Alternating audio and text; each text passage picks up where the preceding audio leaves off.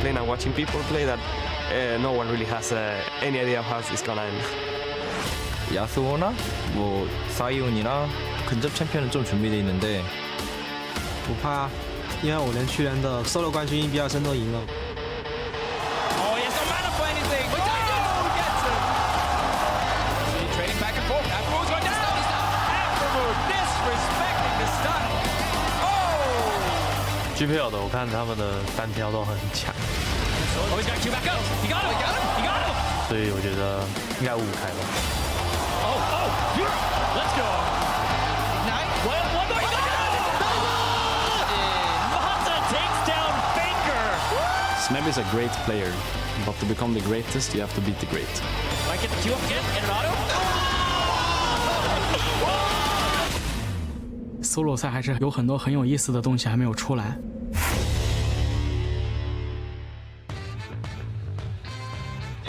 Welcome back, everyone, to the 2016 All-Star event, live from Barcelona. We have Pulse and Marcin Jankowski joining us as the 1v1 tournament continues. But first up, you played a fantastic Lee Sin. It didn't seem to be enough. What did it come down to? Well, I do believe it's a team game, so no matter how good I play, it's about 5 people, and I do think my team contained a few really good listening players, so you know it's just about fun, and I had a lot of fun. I see how you went from like it's about the team. I did well, so obviously the rest. Well, they also did good, and it's about fun, right? Because I still have to play with them later. But it just got close. But now we're going to talk about the 1v1 tournament. It is a round of 16. As a quick refresher, we all know what is at stake or how you can win a game. You got to get the first tower, you got to get to 100 CS, or you got to kill your opponent. However, guys, we haven't seen any 100 CSs yet. Yeah, or somebody killing a turret. Basically, they get some chips on it, and they're like, this is never going to happen. So people keep going for the blood. But I like that. I think that's really fun to watch. Yeah, it's fun to watch, but there are still champions available who can go for that 100 CS. But before we get to that, looking at some of the matches that we had yesterday, players are starting to evolve. Even in round 1, we saw Bengi actually go for that Tam Kench, played a really smart game, just failed a little bit in terms of execution, but he just played exceptionally well. Now we're getting to round 2, we're starting to see the meta evolve a little bit more. Yeah, we do, and these are the people that made it into the round of 16. Especa, of course, after beating out Afromu up versus Ron OP, who had a bye. Impact is going up against Clearlove after winning their first round, and then we have some more, I think, in a second. Yes, we do. Mithy is also out, and then Levi is going to go up against Wayless, and Optimus is going up against Uzi. A lot of ice still there, a lot of fire still, a lot of chances. Albus versus Carsa, Reckless versus Smeb, which I think is one of the marquee matchups that we're going to have today. We've seen how serious Reckless has been about the competition. QTV versus Maple, and Mata versus Prey. Jankos, of course, doesn't want to see that name anymore because that wasn't too good yesterday. Well, that was close. I mean, it was kind of close. I just had to all in. You know, it was first time Darius. I never played this champ in practice, but I thought, you know, like Smeb looked. I know Smeb is too good, I guess. Like, I mean, he yeah, he won versus his opponent. I tried the same. I didn't, but I hope Prey wins the whole tournament now. You know, so I don't look that bad. What? No, but that would be a victory. You need those points for ice. That's true, but I think my honor is more important than... No, what are you talking about? But throw him under the bus. Never mind about the team game. Also, there were a lot of big favorites that are already knocked out, and they were all on the side of Fire because Faker is no longer in that tournament. Bjorkson is no longer in that tournament. Doublelift is no longer in the tournament. Of course, Jankos is no longer in that tournament. But Reckless and for you guys, Especa are still in. How much faith do you have in the EULCS guys? I mean, Reckless is taking it really seriously, so I think he can go very far. Checking the bracket, I think he has the final. I mean, maybe not the final, but at least 2 semis. He should be able to play play through, and then we'll see. You know, he's waking up every day like 9 a.m., going gym, playing 1v1 for like 3-4 hours. Like he's really prepared. So what have you been doing the last couple of days? I was preparing some drafts against other teams. Okay, well, we see out in game 1, rather, very impressive. But now let's turn it over to Dash and Levi on stage to welcome our first combatants. Hola, ¿qué tal, Barcelona? Bienvenidos al torneo de 1 contra 1. Y en el lado azul tiene ojos de sueco, manos de coreano, pero es murciano. Hacho es de Murcia.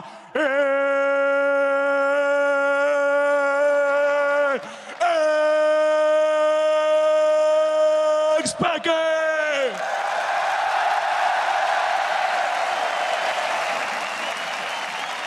And And in the other corner, his opponent. It's the GPL's all-star support. The women love him and the men, they want to play like him. It's Ron OP!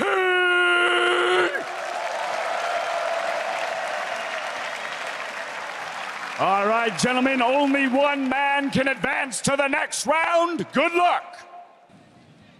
Hello, everybody. Crepo's still here. First day I had the Fistio. Can't get rid of you. Up and up. Got Zareen. Even better right now, Azale. Thank you. I'm happy to be here. I love some 1v1s myself, and very excited to see how this plays out. Yeah, I hope the crowd noise can be picked up right now, because the entire crowd is chanting Especa again. You saw him go for the little cheeky, let's just get rid of my headset real quick to hear my name being chanted, and now he's getting ready for another 1v1, this time against the support. So technically, should be easy. Yeah, I mean, we haven't seen things go the way that they're expected to, though. We saw, pretty easy first match for Faker. Oh, guess not. Pretty easy first match there for Bjergsen. Guess not. So we'll have to see, because the GPL guys are very prepared for the 1v1s. They've actually been smashing across the board in the fun modes and the 1v1s, because, they talk about how much they love to do this. After their scrims, they're 1v1ing, they're playing these other modes, because that's kind of their love. So yeah, you get people that prepare for the tournament. On the other side, you have somebody like Jankos, who goes up against one of the best players in the world, decides to play a champion he's never played before, and is then surprised that he loses. Hey man, you gotta check those boxes. It's like, I never played it before. If I play one game, easy peasy, It's only in Korean. Anyways, we're back into game here, guys. For the first 1v1, it is, again, Especa versus Ron OP. Pretty standard ban so far. Yeah, definitely. And like we talked about on the desk, we haven't really seen Nasus. We haven't seen anyone kind of cheese it out and try to go for the 100 CS. Yeah. I'll be interested to see if people are still going to just go for kills, or if people are going to be willing to kind of play the more lame way, or whatever you want to call it, and just farm it out. I think the resurgence of like a Darius and Olaf is being seen here, though, for people who feel just individually weaker. Yeah. They just kind of take the shotgun approach. One round in the shell and just go, and hopefully you win. If not, you get kited and you lose. Yeah, and it works really well, because a lot of those champions, you get a couple levels and you can all in. It's super effective. So even with some pretty shaky execution here or there, we've seen people get like, 20 HP away from getting wins? Yeah, 1v1s have been ending very closely. I was looking at what other farm champions there could be as well, because initially I was like, Nasus can do the same thing. I thought about Heimerdinger on cast yesterday. I didn't hear any negative points, and then somebody tweets at me, he's like, bro, turrets count for CS, right? And I'm like, yeah, maybe it's not the best idea. Lowie's off the board, Heimerdinger's off the board. Yeah. Farming tentacles, but yeah, there definitely are some. I guess we wouldn't really want to use Malzahar then either. Yeah, because the Voidlings especially, you need perfect CS to keep up. Hopefully somebody told Ron OP this. He won't actually lock in the Heimer. Hey, I mean, none of them have gone to CS yet, right? Maybe you can get a kill, maybe you can get an all-in. Heimerdinger's alt rockets are actually a ridiculous amount of damage. Insanely strong. Yeah, people underestimate that, but if you can land a stun and get a full connection, you will kill that guy. And Peke. If you're just joining, by the way, guys, Peke played a mean Garen earlier. His build left a little bit to be desired, but got the double kill. If you can kill Faker, you can kill Ron OP, so maybe he'll go with that Garen. It is Cassiopeia versus Draven. All right, that definitely needs an exhaust if you're Especa. You do not want this Draven coming at you. Yeah, it's going to be pretty scary. I'll be interested to see how this goes, because Cassiopeia actually has a ridiculous strong, even level 2. Like, if you can hit your Q, you can just go for all-ins very early. The problem with this champion becomes mana. You run out of mana very easily, and that's why you need the tier. You need these kind of builds, and in a straight-up 1v1, that's not the kind of item you want. So Peke, I think, is really going to have to choose his moment and dump the mana there and win the fight there. This may be one of those games where it's better that you pull the wave backwards on the first wave. You just let them push, then bounce, and then kind of the same thing Mara did versus Faker. You kind of ride the wave into the trade, then go for like a level 3 all-in with a full mana pool, because otherwise, again, just like you said, you're just going to run out of mana. Yeah, and it's also kind of decision-making here. How much mana are you willing to spend on the creeps, on CSing and stuff? And none of it has gone to 100 CS, and if you go low on mana, the Draven can keep pushing you in, make you stay around, and they can go for that sort of CS win. So it's definitely a lot of back and forth. And at the side of Ron OP, he's basically looking for Peke to do a bad Q. That's where he's aiming for both creeps and Ron OP himself. The second that happens, takes that axe, goes in the face, and just wants to keep, chain hitting them in Peke's face. Yeah, he certainly does. And And it's also one of those things where he can almost play it a little bit like kind of those mana wins. You know, we've seen Tom Kench kind of do a similar thing. This is obviously a very different version, but assuming he is playing Warlords, assuming he is going to have that much lifesteal, if you can make Peke spend a lot of his mana, it'll be interesting. Ron P, according to this, is right now playing Thunderlords on Draven. Oh, wow. That's actually going for an early all-in pretty much, basically saying, you know, level 3, level 4, going to use that Thunderlord's damage. Going to check what Especa is running. Yeah, that would be really interesting. He's also running very heavy attack speed on his runes. So he's pretty much running a standard 80 page with a magic resistance on his blues, on his glyphs, and then for the rest he's running pretty much standard. Especa, on the other hand, magic pen, health, and flat ability power. So he's just pretty much going all in. He doesn't really run any armor himself. Just selects for the only defensive stat in his kit being that health, also running the Thunderlords. Yeah, and Peke is going to start E here first. Some people do like to start Q to try to kind of get some poke there, but obviously the E helps you CS a lot, and it is pretty cheap. Yeah, definitely really cheap. Doesn't want to waste too much Q since he's going to be yielding the push anyways. Ronopi in a good spot. Peke keeping equal. I think equal is fine for him. Ronopi's not over pushing, just playing with a single axe right now. And it is going to be scary. I mean, the first time Peke hits level 2, if Ronopi is in a bad position, you could look to see Peke go for an all-in, because I do think if he hits his Qs, he probably could win it. I mean, there's no better indicator of where you have to pop your Q than playing against a Draven. Like, the game literally spells it out. Oh, there he hit you. it. Okay. Ronopi, so that's actually pretty smart. Ronopi levels up his W second to try to be able to back off when he does get hit by that Q instead of the E. So I do like the adaptation, but Peke's low on mana. Oh, he's going for it. Ignite. Reset. Ronopi has continuous damage, but Peke's... He's Zoom. He's Zoom. One more axe is not enough, so it's at least 2. Peke's under his turret. Ronopi's pushing, so we're waiting for the relics. Peke regretting that early E usage, even on the creeps.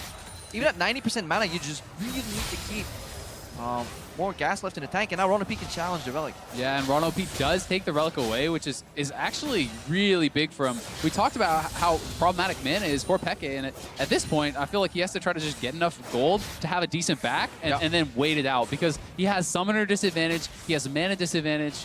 Yeah, definitely all true, but at level 6, he gets an ulti with slightly more impact in these direct trades. Very hard for Draven to kind of dodge that ulti damage since it's 50-50, whereas Peke can dodge half of the ulti from Ronopi.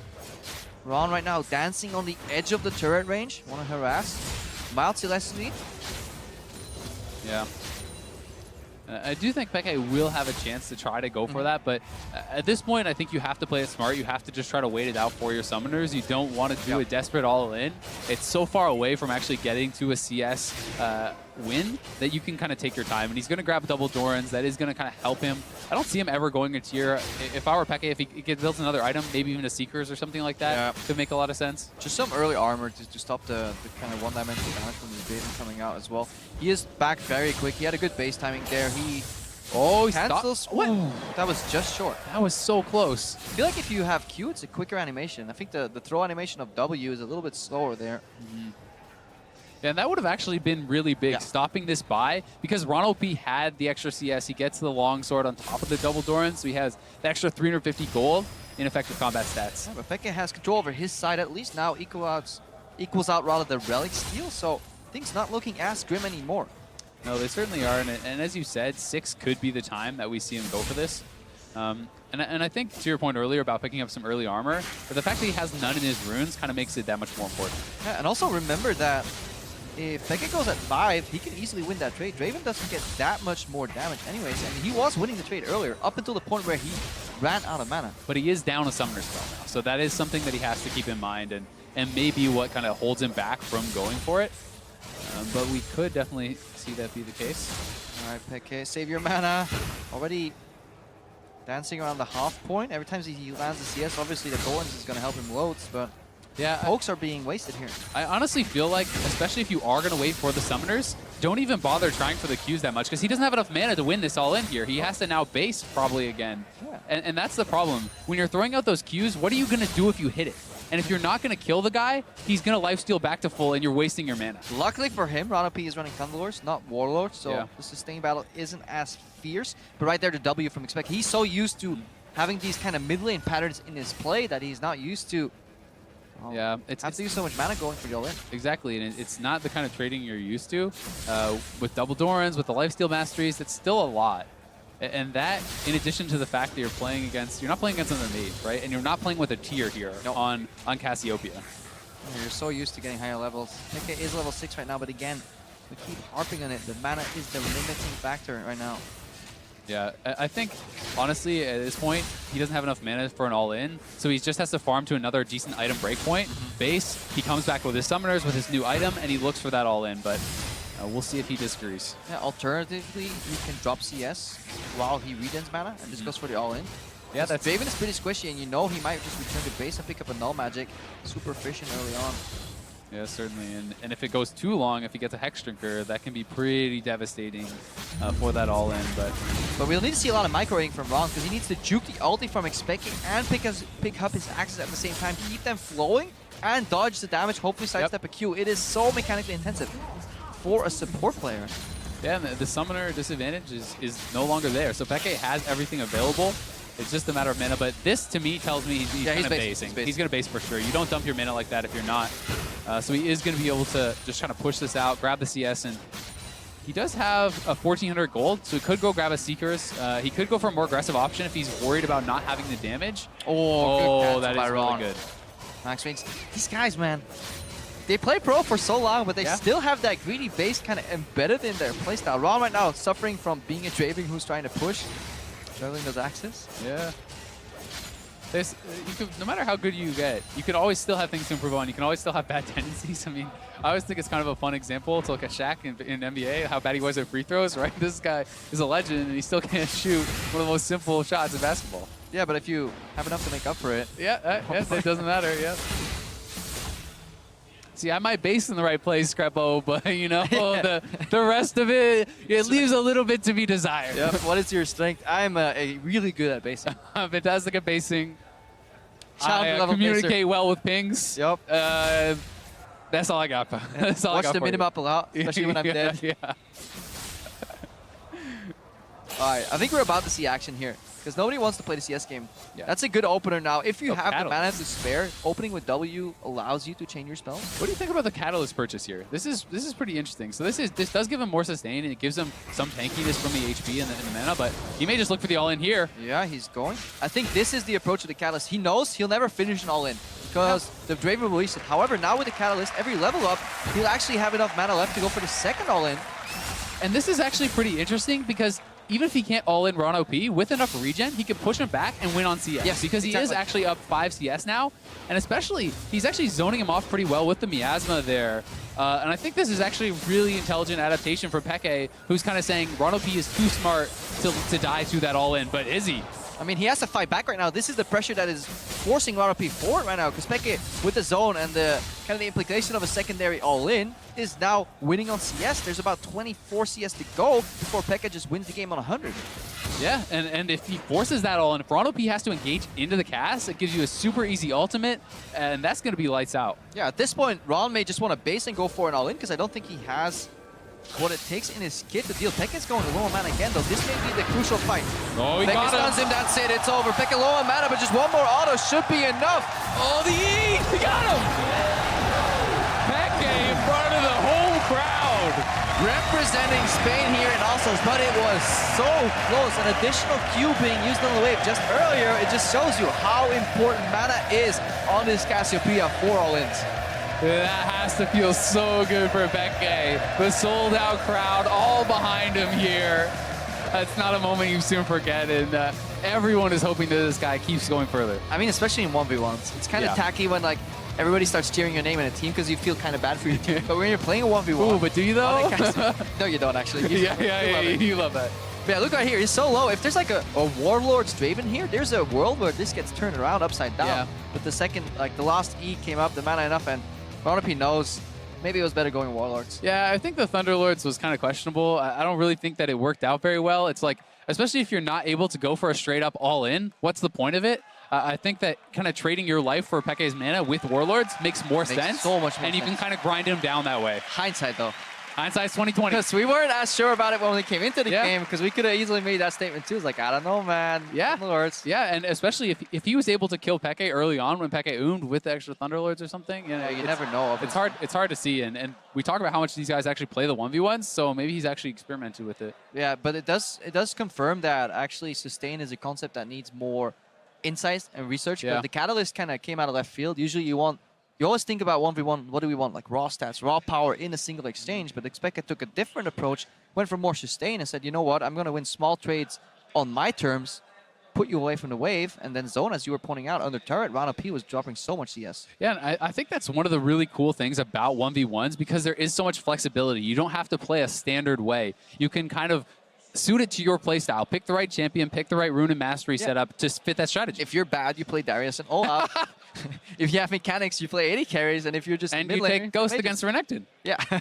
If you're really bad and you like Eyeliner, you play Ghost against Renekton. Yeah. Hopefully no more of that today. No more Ghost Renekton? No more Ghost versus Renekton, and hopefully no more quick shot. You know what would be the ultimate, though, is we get all the way to the finals, and they recreate that 1v1. The second is actually a best of 3 extended over the days. Anyways, guys, that's enough from us. So let's go back to the stage. Ibai is ready to announce the next players. Hola, ¿qué tal? Ya hemos vuelto con estos unos contra unos y es que ahora tenemos un duelo muy pero que muy bueno. En el lado rojo, ayer se volvió loco y destrozó a su rival, el campeón mundial de la temporada 3, Impact.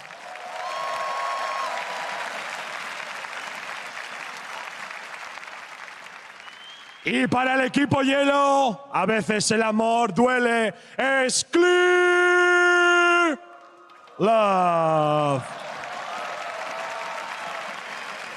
Caballeros, tengan mucha suerte. Now this one is going to be interesting for me because I feel like Clearlove is such a kind of plagued player. Even in the Lee Sin, like all one for all match, he was kind of struggling, lagging behind. Isn't really known for his mechanics, but he's still here, you know, in the second round. And he beat Bjergsen, right? Yeah. Like, so this is out of all something, people, yeah. Yeah, it's something where these guys, even though there are differences, the differences are not big enough that if you make a mistake, the other person can't win, right? And Bjergsen did make that mistake. He capitalized on it. And going up against Impact, on paper, that should be a lot easier than Bjergsen was. And it also kind of confirms there's this hypothesis that 1v1 is all about mechanics. But a single decision made at the right time will outweigh any mechanics to outplay it. You know, that is also why certain players that are seemingly weak are just much highly ranked in solo queue, for example. Because if you know what to do, you can put your opponent in a position where no mechanics can get him out of that. Yeah, I actually think it's much more about intelligence within reason, right? If these two people, one person doesn't know how to click his buttons, obviously mechanics are going to matter. But, I mean, within this realm of possibility, it's much more about intelligence. Do you have the right build, the right strategy? Do you know when you will win the fight? And a lot of times, these guys don't, right? They don't have the experience. They're just here having some fun. And other people are taking it super, super serious. You know, we know Reckless has been grinding 1v1s. He wants to win this. Yeah, and he has the training partner in Soas as well. Clearlove does a good thing here, though, banning the Yasuo. That is a super annoying champion to play if, like, that goes into the nitty-gritty of mechanics whenever you play with the Yasuo. Right now, they're hovering. Guys, remember, if you are just tuning in, there is a giant, massive screen next to these guys, so they can just glance up, see what the opponent actually has selected, and which runes and masteries he's running. They can also talk to each other in-game. Yeah, and some of these players will agree to just play a mirror matchup, and they can be pretty fun. Varus versus Varus could be kind of interesting. It could also probably just come down to CS. Can be boring. Yeah. They can't actually see runes and masteries. I'm wrong there, but they can see which summer spells rather that they're using. And Impact, to talk a little bit about how he played yesterday, he actually played against Mouse, and he was actually able to tower dive Illusion as the Olaf, take him out with last possible swing before he died to it, and oh boy. That'd be interesting. Urgot! I love Urgot, dude. I am so happy whenever an Urgot gets into the game. Takes me back to like the good old days. Champion is so fun to watch. However, I think we may have a similar conversation here about mana. Yeah. Mana. Ziggs is so mana efficient when it comes to pushing. That's the thing, is it's like, great, you hit your E, you better get all those Qs off, or you're not going to do much. And Ziggs could just drop his satchel, wash away. That's so easy for him. You can jump yourself away, you can knock him away. And honestly, the biggest problem here for Urgot is range.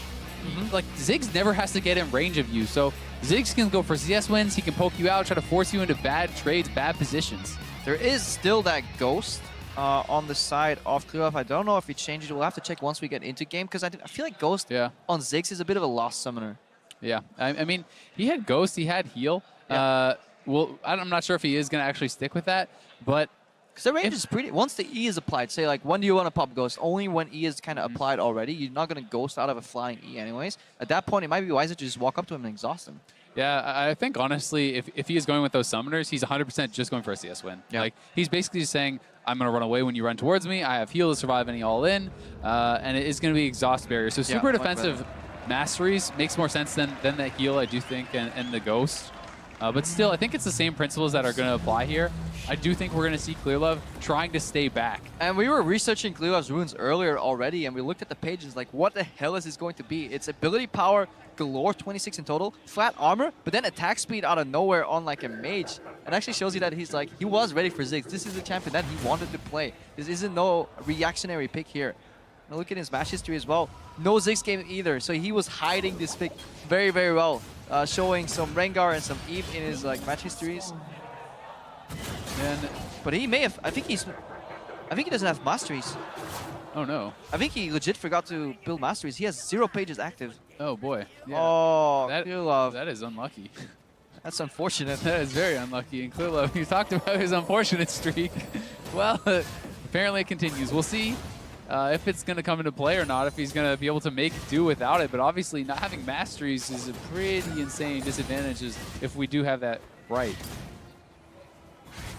All right, let's see what he does then. Uphill battle if it's true. Yeah, I mean, I think going for CS win then becomes kind of more the only option, but it becomes much more difficult. You don't have a mono regen mastery. You don't have really much. You don't have anything. No Tunnel Lords. There's no mana regen. There's no Green Farthest Gift, which is super strong on Ziggs, especially on this map, right? Yeah. Where you can non-stop just be jumping in and out. And it's the only mastery on that tier that's really going to do much for you. So Impact actually had a quick glance at his runes. He's running mana regen on his blues.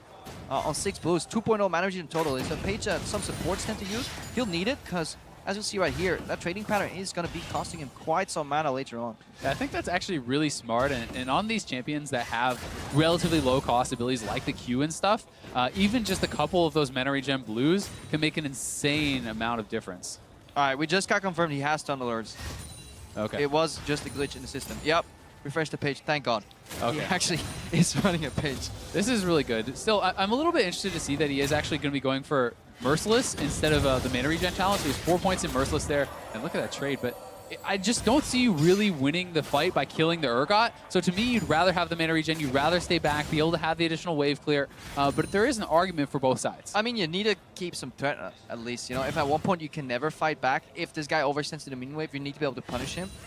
He probably has good rally control anyways, and may just build more Dorans. Yeah, so we will see if the mana does come into play, but still, obviously, there's arguments on both sides. I just think 4% extra damage under 40% HP is not worth being able to spam out a couple extra spells, right? Oh. You know, if you hit one extra spell, one extra satchel, that can be more than the difference there. Yeah, definitely if it's kind of a death of 1,000 cuts. Really good connection here by Impact. The Ignite! Too. Good barrier. Nicely timed, just not enough. That should be final tick. Yeah, Clearlove lives. But he loses the zone and the base timing, and he's already behind in CS. If Impact had enough confidence, he actually maybe could have got that last auto in there, but it's really risky because the turret was there. He would have had to wait for the Ignite burn. I think if he could play this again to Impact, he would have exhausted, so he could stay close enough to get that final auto. But remember, there is still that barrier that could have soaked more damage. I think the tier is a little bit silly. I mean, yes, it does have that mana regen, but I'd rather honestly see build something else, like even like a Forbidden Idol or something random like that, just get a bit more mana regen that way, because this feels like this is something that is not going to be as useful right now. I'd rather see an extra Dorans, things like that. It just gives you, it gives you good mana stats though. Like it allows you to do so much. If you need to like unload a full mana bar on the Ziggs, Clearlove has shown that he can't even be competitive in trades. Like the Ziggs counter damage is not big enough, and this is just Impact's wheelhouse. And the beauty of Urgot as well, that he can poke so much while freezing a wave. Because spells will not really draw the aggro for him. See how it does work out. If he did just have 700 gold, I mean, there's not really a great buy that he could grab there, unless you want to go Doran's Longsword, Doran's Boots, something like that. Because Boots can be pretty effective. If you can get in range for the E, can be pretty big. And he's able to just keep landing. He's going to go here with the slow from W. Clearlove's in trouble. Clearlove has to run. He should exhaust him. Oh, okay.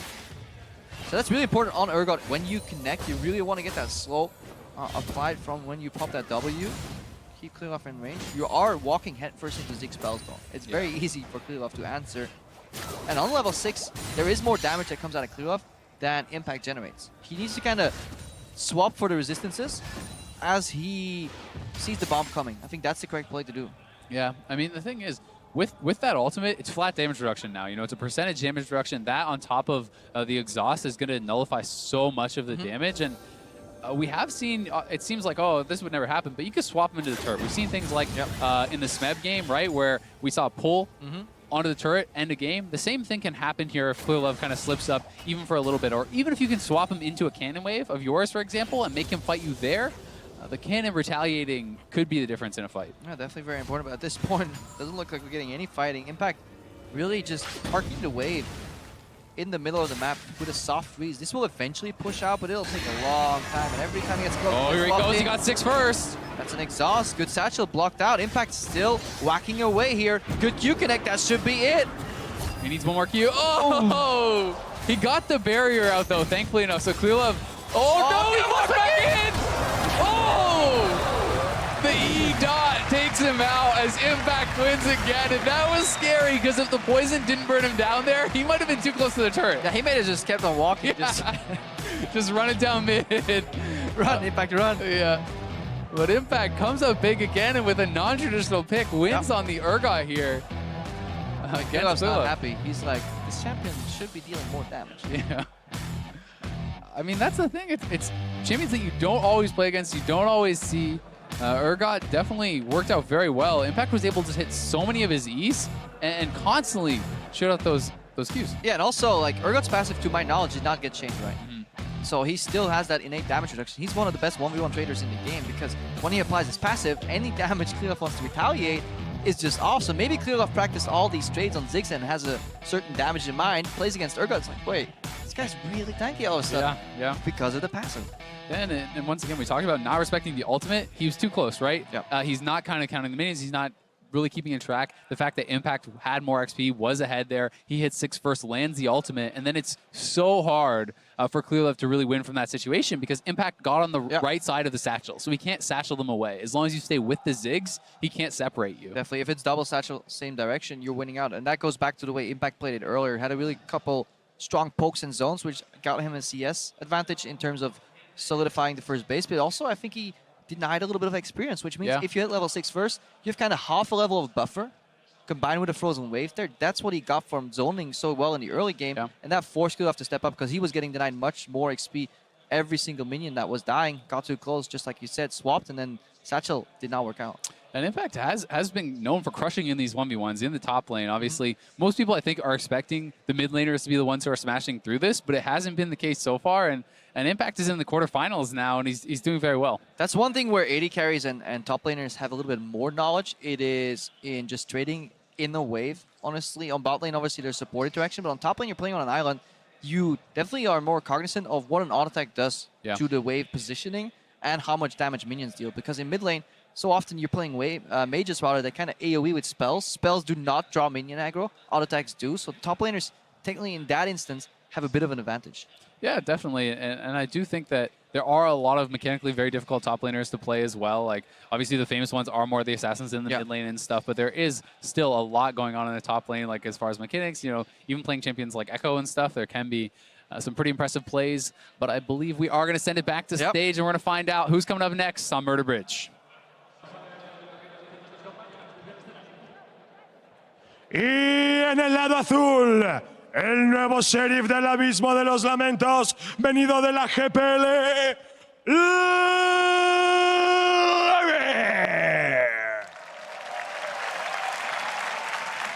And 2 days ago, Double Lift didn't know who he was, but he definitely does now. It's Wayless!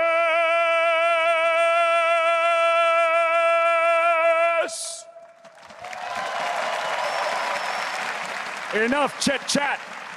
To the game. I can't get enough of these intros, man. I think it's absolutely fantastic. I'm just worried where it's going. At one point. So like they're Where is the line? Where is the? We're done. We're out of intros. Where do we go next?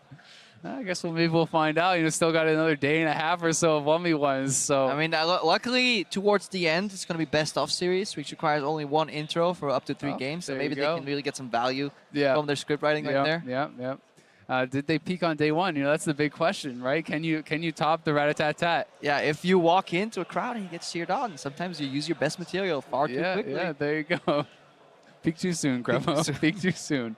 But we are going to be having another good matchup here. It's Levi and it's Wayless. Wayless obviously kind of put the smackdown on double lift, and which was really satisfying to see. Yeah. I think it was.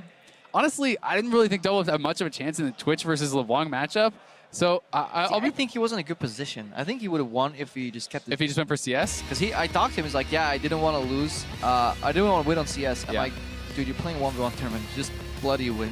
Yeah, because I don't think that you can win in the all-in in that situation. No. It's like, once LeBlanc hits the chain, it's pretty brutal. Especially if you walk into a rush. Anyways, he's out of the tournament. Doesn't matter anymore. LeBlanc, Urgot, and Tom Kench banned on the left side. Draven, Caitlyn banned by Wayless. Yeah, so LeBlanc taking off table here for Wayless. And Levi, we just saw him crushing on Lee Sin. That's going to be available. Maybe he could bait Wayless into a Lee Sin 1v1. Challenge him to a 1v1. That would be cool. He played a mean Kha'Zix as well in IWC8. I think it was in the Assassin mode where he had something like 17 kills. Yeah, so you know, if you're thinking of the kind of some of those jungle champions and stuff, we could even see Rengar. We saw Rengar work out, but I think that was kind of one of those things where if you respect the Rengar, if you stay far enough away from the bush, it's a lot harder for him to win those all-ins, and it's... Definitely agree. You can drop like 10 CS to him early, and it's still a Rengar. Like, all he has is a brush. Just stay away from it. Stay to that right side of the map, pretend the left side doesn't exist. It's going to be A-okay. Safety and relics. All right, time's ticking down again. These guys are not considering a 1v1. There's too little talking. I don't see them communicating too much right now. Oh, they are. They both are talking between Brand and Lee Sin here, but they're just waiting for the last moment to switch their picks, obviously. Yeah, let's see if they do end up locking it. Okay. Lucian Varus. The crowd goes mild. The crowd goes mild. Yeah, I don't know. This is one where it's like seems pretty hard for Lucian to me. It's really that seems like really hard for Lucian because Lucian has lower range. He can get poked out. It's like, sure, if Lucian gets in on the Varus and is able to have some sort of an early all-in, great. But Varus can sit back. You can poke him out with the E early, the EQ early. Like, it's going to be very tough for Lucian, I think. In a traditional meta, right, when we see bot lane 2v2s and we see a Varus lane, why don't we see it very often? Well, because it's low mobility. Yeah, you can get squashed by ganks or by like a melee support closing gap. Guess what? It's not here. Junglers or supports. It's 1v1. This guy has no weakness in terms of mobility.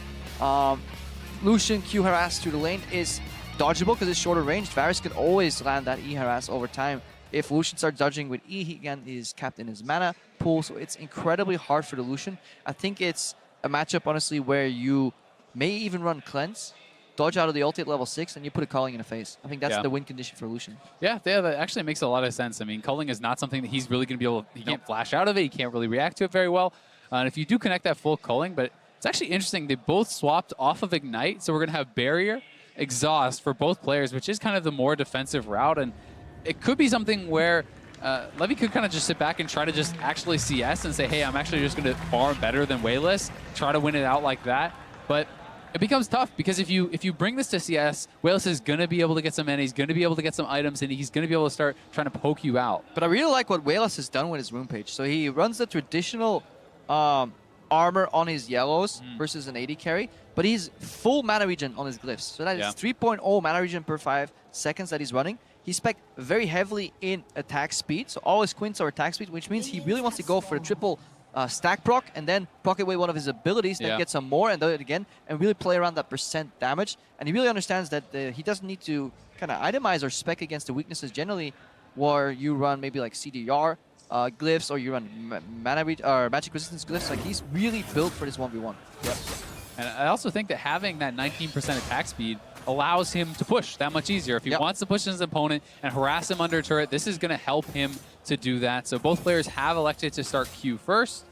And we are going to see that and just going to start kind of farming it out here. But I think the mana regen, once again, it's very intelligent. He doesn't want to get up in the face of the Lucian. He wants to sit back. He wants to be able to poke him out. And the only kind of risk there is if you get pushed in, you have to start CSing under turret. And just like that, you can fall behind. So Wayless needs to make sure he's using his attack speed, keeping the wave at least more even, so he can be able to pick up more of this farm and kind of keep it more neutral. Yeah, always be auto-attacking the minions, and when you harass with your spells, you want kind of double value, so you want to hit both the Lucian and the creeps, but that's why they start E as well, because if you use Q through an entire wave, one, it's hard to hit, and two, it's going to do much more diminished damage. And you can see Wayless is actually kind of scared of the Lucian dashing in, so he's sitting very far back. He's using his auto attack so much less. You can even just see, like, he was strafing back and forth with the 3 main range minions there, while Levi was pushing up, hitting his Q, using his passive on the minions, and he has been kind of in control of this wave. Yeah, but Lucian spikes much earlier, much better early trade. That level 2 power spike, Crapo. Tell me about it. Was he backpedaling? Wayless, is this the equivalent of backpedaling, what he was doing, canceling some autos? Well, the E does not land there, and so far, Levy's doing a really good job with the CS, and it would be interesting to see if he wants to go for something like, he has Warlords, I do believe, so if you pick up the Warlords, if you go something like a Vamp Scepter or whatever, and you just try to kind of push your opponent really, really quickly, and just kind of try to heal up and outlast him in that way and win on farm. He is running armor on his glyphs, so he's not running the mana regen that Wayless is. That's kind of the only difference in the build. Both are indeed running Warlord. But he is running Perseverance as well as all of the HP regen talents. So he has the lifesteal talents, he has the flat regen talents, he's 12 into Resolve. So this means he can kind of sit through a lot of the poke, and I think that stacking lifesteal with a build like this makes a lot of sense because you can get that push, you can kind of tank through and hopefully just heal back up over and over. And I think it's a really smart strategy, actually. He's also just playing it very well. Whenever there's a window for him to go aggressive, he does up into it. So he's not super tunnel vision focused on this push as a mild CS lead. But as we'll see, as this matchup progresses, Wayless, once he gets access to more spells, is going to be much more comfortable dealing immediately with these larger waves. Yeah, but Levi is controlling the runes. He picks up both the runes, which is very big there, and he is going to be able to get an advantage from that. But that's a mistake. Wayless was playing on the left side for brush control, but at the same time, he could have easily been playing on the opposite side and gotten that relic right there. So that is Wayless leaving an opportunity for Levi, and he is definitely punishing where he sees them fit. Right now, he's playing more in a defensive posture, but he's definitely on top of his game. Yeah, certainly. It kind of talks again about the fact that these guys practice these modes. Oh, I love this. Yeah, this is going to be a slow push for his opponent, which is going to deny a lot of the minions there. So I think this is really smart. Most people would have tried to shove it in. I don't think they would have got it in time. Yeah, I need to look at what the range creeps are doing. If you're wondering ever how a freeze becomes to be, it's basically because there is a slight advantage, especially in range creeps on the other side. Just look at them. They're all going to focus a creep. Melee creeps are really good at soaking up damage. It's the range creeps that you want to keep alive. And then when the next wave comes in, it just kind of stacks up and up and up. And if you're asking yourself, hey, well, he's missing some minions, why did he do this? It's because the opponent has more minions that are going to kill off his minions. So even though he misses a couple CS, his opponent loses way more and must push forward into him and kind of in a more vulnerable spot. And I do like the purchase here. I think Cloth Armor is actually pretty smart. Especially in AD carry matchups, because I feel like, as we see the relic being taken, really good punish by Wayless. But look how little damage that is. Damage helps you part on your abilities and part on your auto attacks, but it's kind of scaling. But armor, I feel like it works against the base damage of abilities as well. Therefore, it's kind of more beneficial. It's more useful. It does kind of suck in all-ins, but if you're playing CS game, armor is a good choice. Yeah, it certainly is. And this is kind of my understanding of what Levi wants to do. That looks like a not-so-good trade, but he has more regen. He has more lifesteal. He has these defensive masteries, and his plan is, hey, yes, I lose that little trade. Oh, he has the culling. Is he going to go for it?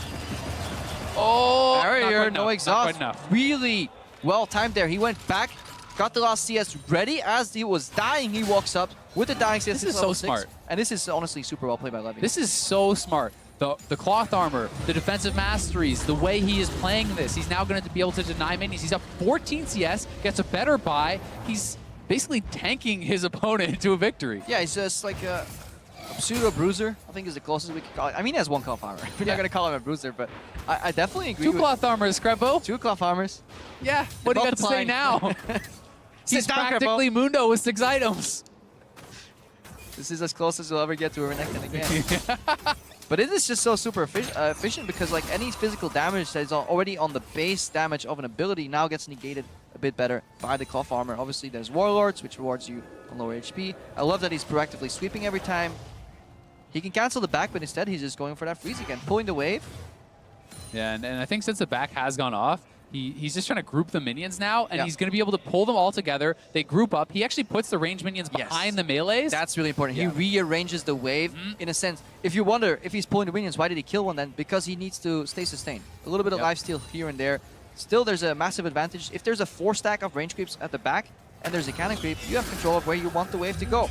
Now he can pull the wave to him again, and then when crawling is up again, go for the all-in with barrier on cooldown. Exactly, and he's going to be able to pick up most of these CS, because he has a lot of AD. He has double Dorans, he has double Longsword. This is super free to last hit under the turret, and okay, he misses one, but still. See that, of course, massacres. Still, I mean, he's up 10 CS, he's doing very well, and for Wayless, he needs some lifesteal. He picks up the Vamp Scepter, but then it's like, well, you're not going to have enough mana. You're not going to be able to really do a huge amount of damage to poke this guy out. So where is your advantage? Where do you win here? And it starts to become a bit desperate for Wayless. Especially if you see that Wayless opts in the same style with the Vamp Scepter. Exactly. You're trying to do what your opponent is doing, but you're doing it worse. From behind, and that's how you never win. So Wayless needs to make a tactical shift and honestly go for open with an auto attack in the queue.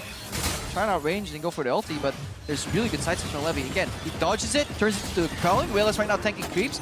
Exhaust is there too. Levi can dash again real soon, and that's it.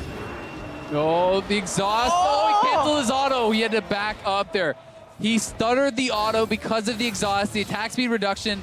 Levi would have had it, but don't fret too much. He's still up a lot of farm. He can push it in, and both players have the barrier, but that should have been game. Yeah, that should have been game if he went slightly more optimal. He still has an entire barrier, and he can definitely outplay this Look at his one. lifesteal. He's already back so much of this HP. He's being able to heal back up. He's being able to regen back up, and he can look to go aggressive on Wayless if he sees the opportunity. And the problem is Wayless needs to get a couple auto attacks in before he uses abilities. Levi, the only way he loses this right now is if he gets sucked in and kind of greets for the last few CS. Yeah, or if he can get baited into an all-in. Like at this point, you don't even have to. You can use Cullings on the wave and stuff. He's 20 CS from victory.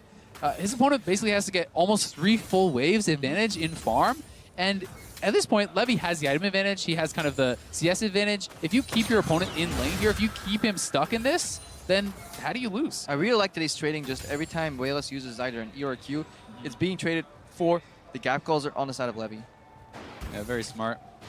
He's going to miss that CS, unfortunately. That's a little bit unlucky, but should be able to... okay, well, that was a little bit careless. I mean, he should have at least got 2 of those. I think he's trying to decide, like, am I getting baited into an all-in? What's the cooldown on Varus ultimate? Should I base? Guys, he's trying to run the numbers here. And Wayless is taking advantage of that confusion. I think the best thing to do for Levi here is just base. Yeah, part of the problem here is that because he's hesitating on what to do, now he's going to lose a lot of minions to the turret when he does base.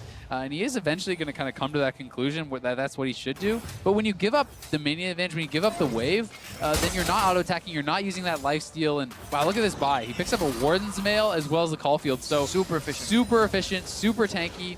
And because it was a cannon wave, he's actually not losing as many minions as he should have, right? The cannon tanks it up, it allows you to get back there. Because Wayless also hesitated. He will hesitate on the punish, and obviously it's really hard for him to like kind of tear through that entire wave because he's running so much attack speed and doesn't have that much raw AD to enhance his abilities. He's 10 CS away. I don't think Wayless could have even afforded to back here. He's going to get this full free wave, then he's 4 CS away, and culling is up. He just has to coming in. He just has to cull the next wave. Wayless must all in now. Wayless has to all in pretty much immediately. And even still, Levi has his barrier, and he can just culling the wave. I mean, what is Wayless going to do? 90% over, but we have been wrong in the past. So Wayless, I don't even know why he's going for CS. Yeah. Doesn't matter at this point. Wayless needs to get out there and start fighting because the minion wave is coming. Oh, no sweep. There is almost an exhaust. He really wants to get that exhaust up too. Wayless pops the elixir. Levi can just let the minions do the talking for him. There's 12 CS away, and he... Look at Wayless. He wants to deny as much as he can. He's ready, though. I think the thing is, if Wayless tanks a full culling, then Levi can just win the all-in, but he just needs those minions. He's going to go for it. Put a culling on a wave. 1 minion, 2, and 1 more. Levi's Wayless blocking the culling. It's over. Got it. And we talked about it. Is it mechanics or is it intelligence? And Levi, he outthought Wayless. This was so smart. The crowd a little unhappy it's not a kill, but I got to give this guy credit. He Screw the crowd. His opponent. If you get to a CS victory by building efficiently, they can boo all they want. This was very well played by Levi, especially if you look at the early game. This guy was reacting well in every single scenario. He was dashing out of abilities, trading mana, playing very cost efficient. You know, the cloth armor, everybody's tunneling on damage all the time. His masteries, his item build, his play, everything spoke about the planning that he had for this matchup, and Levi walks away with a very well-deserved win. And a guy like this, to me, is someone who's a threat to take the tournament, to take the 1v1s. Yeah, the only issue I feel is if he reveals a style like this and he goes up against somebody like Uzi, kind of, you saw Levi hesitate, right? In certain scenarios of like, should I base, should I stay, should I go? Well, Uzi just, he doesn't even have to think anymore. That's like embedded in his like AD carry DNA. And that's the problem I have. Also, if you're just too good, just like Uzi, same problem I have, you know, it's me and Uzi like this. Just like that, what are you gonna do? No, or if you face a Darius or an Olaf and he's actually unfamiliar with the matchup. So that is maybe something that can happen. However, we have our first 100 CS victory. Yep. And he still gets the applause that he deserves. I like that. Definitely deserves it. And because that's the suck. You watch Especa win a 1v1, crowd goes like, Peke, Peke. You win, you take off your headset, and the first thing you hear is like, boo. Yeah, I know. That doesn't feel too good, but no, definitely not. So we're honestly getting ready right now. Luckily, the next players should be ready. They're preparing in twos, so there's 2 booths on stage, or pods rather. One match is playing, the other guys are preparing. In a CS victory, they should be ready to get going quickly. Yeah, I would think so. And then speaking of Uzi, he's going to be coming up next. So Uzi is going to be playing against Optimus next, and that should be one that is very exciting. Uzi, I think, is a player. You know, Mata was even talking about him in an interview yesterday, saying he's the best laning AD carry in the world, right? And AD carries are incredibly good in 1v1, and it's not just one. It's Caitlyn, it's Lucian we've now seen win, and it's Varus, right? There's a lot of them. And it's honestly, the beauty for me about Uzi is not how good he is, but how early in his career he was just so good at that style where you weave in auto attacks in between pushing and then being able to last it. Because like a lot of AD carries kind of caught up to that style in Season 4 and 5, but he was doing that already from the get-go, already in auto space. All right, guys, that's enough to talk about Uzi, though. We'll see him on stage soon. Let's keep the day rolling and send it back to Dash.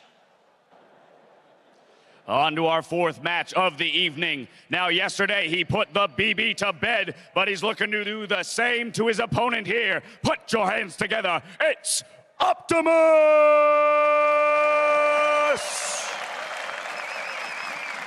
And on the other side of the Howling Abyss, representing Team Ice, well, his bullets, they never miss. It's Uzi!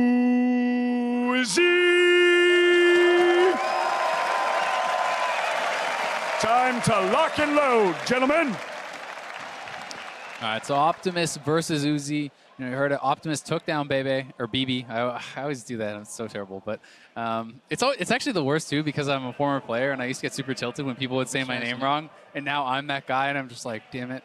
Screw that guy. Why? Yeah. There's a lot of players. Now you know. Now you get to see at the other side what's it like. Right? Azil? Yeah. I know exactly what you're talking about, Creepo. So, that's the problem with my name, man. Like, they find like so many unique. Either they go Creepo or they go like Crapo, and either way, like you correct them, it's still wrong. Yeah. All the Europeans would call me Azil. Zeal? Azil. Because they're used to the item. Or well, I mean, it wasn't in World of Warcraft, but it could be that. Maybe they're seeing it in the future. They were ready for the superior. Exactly. We all were.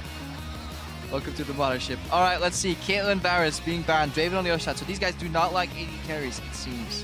No, definitely not. And I don't think that you want to play an AD carry duel against Uzi. So probably not. It makes a lot of sense that you're going to take him off the table. And he could even leave Lucian up if you wanted. Like, if you have a plan against Lucian, I don't think that Lucian is that dominant, but that's going to be taken off. So this is, in my opinion, probably the 4th strongest in this mode of AD carries. Yeah, it has to be like a LeBlanc ban. I would argue that like Ezreal is just a fine 1v1 champion as well that we really haven't seen. It's a little awkward to build him maybe. Yeah. Because you're so mana-centric, but Ezreal has one of the highest damages, in my opinion, like level 1, even just straight off the bat. If you can like kind of get around the mini wave somehow, you can really deal really good trades with auto twos. Certainly, and if you do get into all-ins and you do have your passive stack, the extra attack speed that you give is something that can be underestimated a lot of the time. People aren't always kind of taking that in consideration, but all AD carry bans, LeBlanc, like you said, is on the table. You're playing versus Uzi, blind, I think you should go for the LeBlanc. The counter would actually be like a Nasus who can go farm. I think Nasus, you build tanky, like you build MR and stuff, a couple Dorans, then you just build a Cowl or whatever, you can farm it out. That could be quite effective against the LeBlanc, but LeBlanc actually has so much damage, and with the chains, you can kind of lock down even some of these tanks and eventually take them out. Especially against a champion with a slower kind of gap closer animation. like Arcane Shift is very like loaded on the front side. I feel that you can always connect a chain. It's not large enough for you to get out of chain range either. So in that sense, it is a good matchup. Jace. But Quinn. we won't see it at the end. Okay. So we have seen Quinn before. We did see Quinn once. I believe it was actually, who was it? Who played it? I totally did not cast all these 1v1s and should definitely not know this. I'm totally spacing out right now. It was Mad Life. I'm pretty sure Mad Life actually did play the Quinn, and we did see Bjergsen obviously play Jace. Jace is definitely very strong in the 1v1s. Quinn's all in, though, cannot be underestimated. And this champion, with the Harrier procs, I believe it is, are so much damage. The problem is that Quinn doesn't get usually the problem is that Quinn doesn't get value from her ulti as much. Yeah. The same thing kind of can be said from Jace. They have really interesting trading patterns. Jace is good in 1v1s if he can hit both the range creeps with a Q or an empowered Q and the enemy champion, and then can speed up through his own gate, walk up, triple shot in the face, switch forms and hammer time. That is kind of what he wants to do. But it is hard against a good Quinn playing around with that vault. Yeah, certainly. You can actually vault the Jace Q, I believe, and stop that. Yep. So that is something that's a really unique interaction. And if you do try to go aggressive as Quinn and you try to use the vault to refresh the Harrier proc and get the extra damage, then the Jace can Q onto you free, basically. And it's kind of, there's a back and forth there. Yeah, I wonder if damage... Jace E?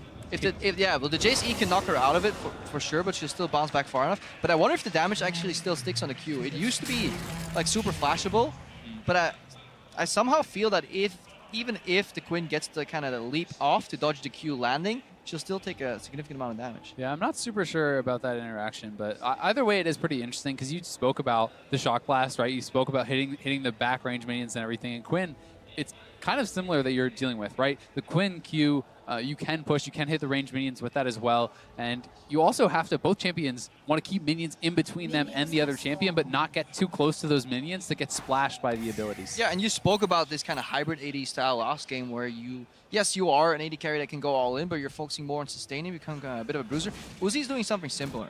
Very heavy on mana regen, 1.7 in total. He has a lifesteal Quint as well built in, and he is running 18-0-12. 12 points in resolve, really going for a more sustained approach here.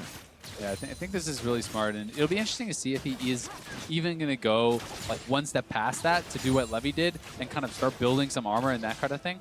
And if we contrast that to Optimus, he is definitely much more around the kind of all-in aspect. He's running 7.5% CDR. So basically what he wants to do is get a good trade and go back in again and kind of outpace the cooldowns from Uzi. But that generally means stylistically that Uzi's approach is safer for basically a 1v1 holistically. Yeah, I would think so. I think going for a CDR is pretty risky. It's something where you have to constantly get those trades. You kind of have to constantly do it, and your opponent can play around that and back off. Yeah, we see that in the Masters as well. Yes, both of these guys are running Warlords, but there are 12 points in Cunning. Yeah. That's the middle tree for people that actually don't know what they're called, which is basically the all-in aspect, you know, where you run things like the Green Flowers Gift or Merciless, which basically gives you much more execute damage. Yeah, and even I believe it's Assassin Mastery, which is the extra damage. So he has the Ignite too. So everything speaks about the fact that he wants to all in. But the problem with that is it becomes pretty choreographed. When you see your opponent is running CDR, if you click on them, you see that kind of thing. You see that, you know, he is running Greenfather's Grace, all this. You just know that you have to play a bit more defensively. And then stylistically, how do you beat that? Well, you just pressure him and you get some allies, right? And those allies are the minions. And because as Uzi, you can have more liberties when you're pushing. You can take some damage, sustain it back up, whereas Optimus, he really wants to hold himself for that one big moment. Pretty poor Q in there from Optimus, honestly, allowing Uzi to bounce back. Uzi, all he needs to do is keep his range and avoid the EQ combos around level 5. Exactly. Uzi has more sustain. He has the defensive trees. He has the lifesteal and the mana regen in the masteries. And he has, honestly, in my opinion, a much easier win condition than his opponent. And it's kind of the same sort of thing that we saw Levi force his opponent into, where Optimus is eventually probably going to come to the realization where it's like, crap, I have to all in, don't I? Oops, I didn't goof. Strong trade here in between from Uzi. Gets a CS advantage. Sees a way in. Optimus, even though these styles are like nuances, these are still champions with a lot of high base damages, so that in itself is honestly the first layer of decision making. Can I hit this guy in the face? Yes, then go for it. And we've seen a continuous minion advantage here from Uzi. Yeah. Versus a champion that's generally known for pushing on Jace. 12 CS up already is pretty big. He is going to be able to close the gap a little bit, but Optimus is getting relatively low on HP. If Uzi can get there, he got the Relic! And he gets both summoners from Optimus, which is brutal. Oh, close there, though, because if that relic goes to Optimus, suddenly all our theory goes out of the window, and Uzi gets smashed in the head. And even though he was so confident he was getting that relic that he did not even want to use the exhaust on maximum range the barrier, to slow Optimus. Yeah, and that's the fact is it wasn't even really that close because he still has both the summoners. He did get a little bit low on HP, but now he bases. He's going to have a much better buy, I would assume here. We'll see what he decides to spend all his gold on. So it's going to be pretty aggressive. Not going to go for the cloth armor route. I actually think that after you could argue with it. Yeah, I think that when you're already this far ahead, your opponent has already kind of blown his summoners and stuff. You can definitely afford to go for those more defensive routes. Yeah, unless you're Uzi and you just feel so confident in like knowing the damage range that you can optimize your style. This is probably like a higher yield but lower variance if you go for the sword. Yes, you get screwed if you mess up, but if you keep the push going, then obviously you can lock this Jace on a turret and he has nothing else to do. And the fact of the matter is, when you're 2 summoners to 0, Uzi might just want to kill this guy, right? Like, people, yes, winning on CS is super legit, but you'd rather kill the guy, I mean, right? in front of the crowd has definitely shown us what they think about somebody who plays for CS. The crowd wants blood. Like gladiators. Yeah, exactly. It's just like the Gladiator movie, except in this movie, they don't respect the mercy. The mercy of leaving your opponent alive and killing only the minions. Thumbs down every time. Thumbs down every time, yeah, exactly. This is actually like a hidden thing that's overlooked as well. There's no safety in brushes versus the Quinn, obviously, since you have that reveal. Map hacks. Good poke from Optimus. Answers there on Uzi. Uzi looking for some sustain before he goes in again. Good vault. Good answer on the trades. Every time Uzi vaults, he's getting a shot blast in the face. He's going low right now, though. Yeah, there's the exhaust. He's looking for the kill here. Should have it. So well played by Uzi. I think that this is like what Levi did, but one step better, right? He had the win condition of the 100 CS. He outthought his opponent. He had better build. I think he had better runes and everything to set up, and then he just kills the guy. They were blocked by the cameras. Like, how do I get this? Yeah, anyway, okay, walk around, walk around.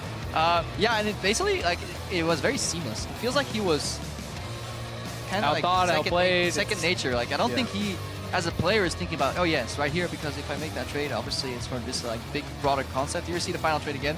It's at this moment Optimus knows like he's going down. There's not much he can do. Even for good measure, showing that his barrier was still up at the end from Uzi. Yeah, and it's like you said, it's instinctual, right? Like you don't think about every single little decision you're doing. The very best players just know that it's the right decision, and that's why it's kind of funny talking to some of the amazing players. And you're like, oh, I'm gonna talk to this guy. He's gonna teach me how to be good. He's like, oh, so why'd you do this brilliant thing?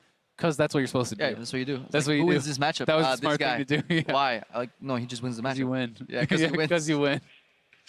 But yeah, that was really fun to see that we finally kind of unveiled like a more nuanced approach, because I feel day one it was all over the place, but right now we see 80 carries, but we see this like slight shift that Resolve is the better secondary tree. Yeah. That you definitely want to go for sustained talents as opposed to just like level 3 raw, like shotgun at each other. Whoever dies like is the loser. Exactly. It's even if you're going for the kill, I still think Resolve is better, because unless you're doing a full straight up all in with no trading before, Resolve is going to give you more effective HP, right? It's going to give you that difference, that advantage. Yeah, and there's no such thing as a 100-0 all in so far in 1v1s. We've seen hasn't happened. Maybe like an OAF game is like Impact one. Yeah, maybe. is where you can describe it. But more than it, it's kind of a war of attrition. Yep. Definitely so. Yeah, definitely. Even if it isn't all in later in the game, it's like early in the game. Oh, you forced them to base, so you got an item advantage. Then you could all in, got an XP advantage. These kind of things. So it is always coming into play. But that is Uzi moving on, and he's going to be in the quarterfinals as well. It will be Carsa and Albus. Yeah, Albus next. So. Albus had a bye, so he's had time to kind of just look around, see what's going on, figure out what people are doing. Hopefully he picked up on the Resolve hype. And definitely also mana region on blue seems very good, because you generally spec into kind of magic resistance there, but there's very few ability power based champions in this 1v1 circuit. Yeah, there certainly are. And just the early CS and the wave control and stuff is so important. So if you're forced to base because of a lack of mana, that's so problematic, like even more so than in a regular Summoner's Rift game. So it definitely is coming a lot into play. But we're not done yet, so let's check in with Ibai to see who's on stage. Spoiler, it's Albus. Volvemos con este 1 contra 1. Y es que en el lado azul tenemos al jugador con la victoria más rápida, Carsa.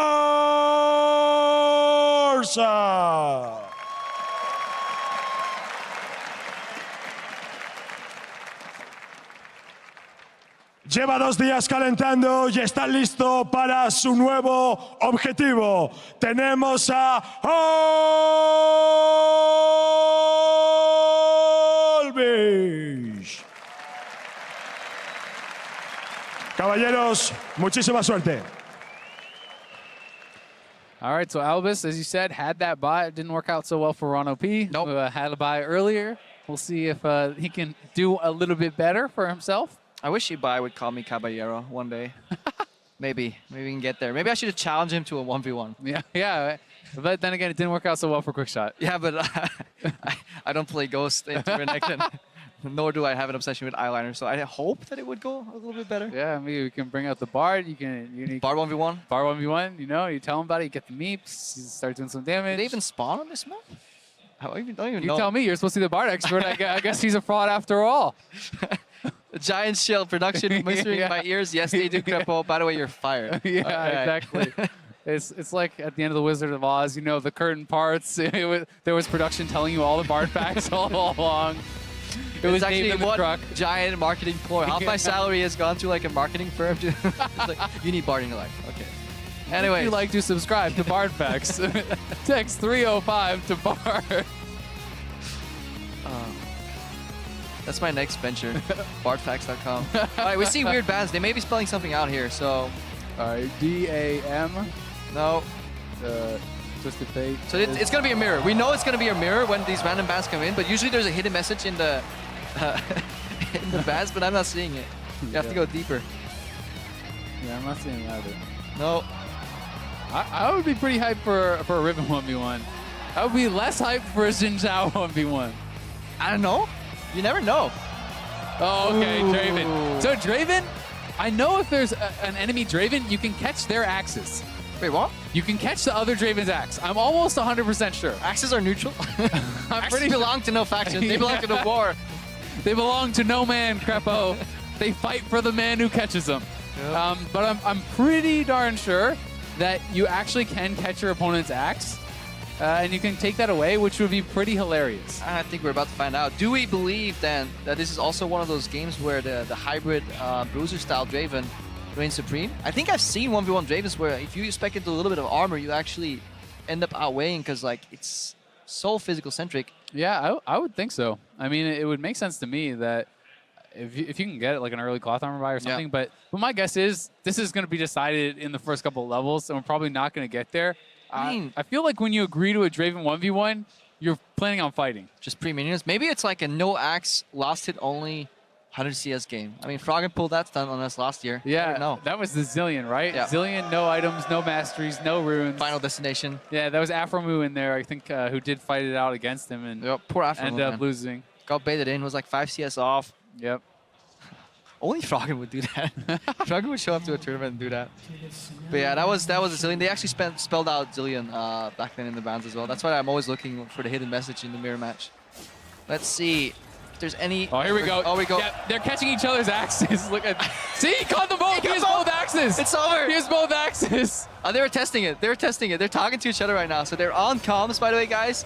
They're on the same team, and that's really cool. Sportsmanship here. Just testing the mechanic if it's true. Yeah, so that's exactly what it is. So when you both have one axe, if you catch your opponent's axe, it's now 2-0, and the other guy is so boned. So this is definitely going to be a fun one. All right, real quick before the mayhem starts. It is Resolve second, so 18-0-12 on the side of Carsa, and pretty standard AD carry page.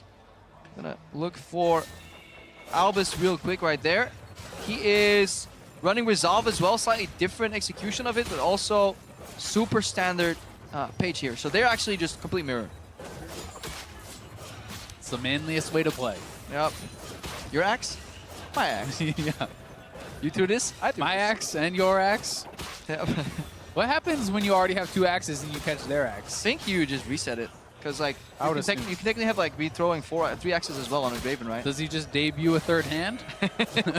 It was a character from Street Fighter called. Oh, the guy with the 6 arms or whatever. Yeah. It was me all along. They all just start popping out. All right, Albus actually reached his level 2 spike earlier by pushing, and definitely got a couple of good trades in. Carsa sustaining. You said it would be an all-in, but I feel like you have so much time to opt out because it's quite obvious which direction this fight is going to be trending, right?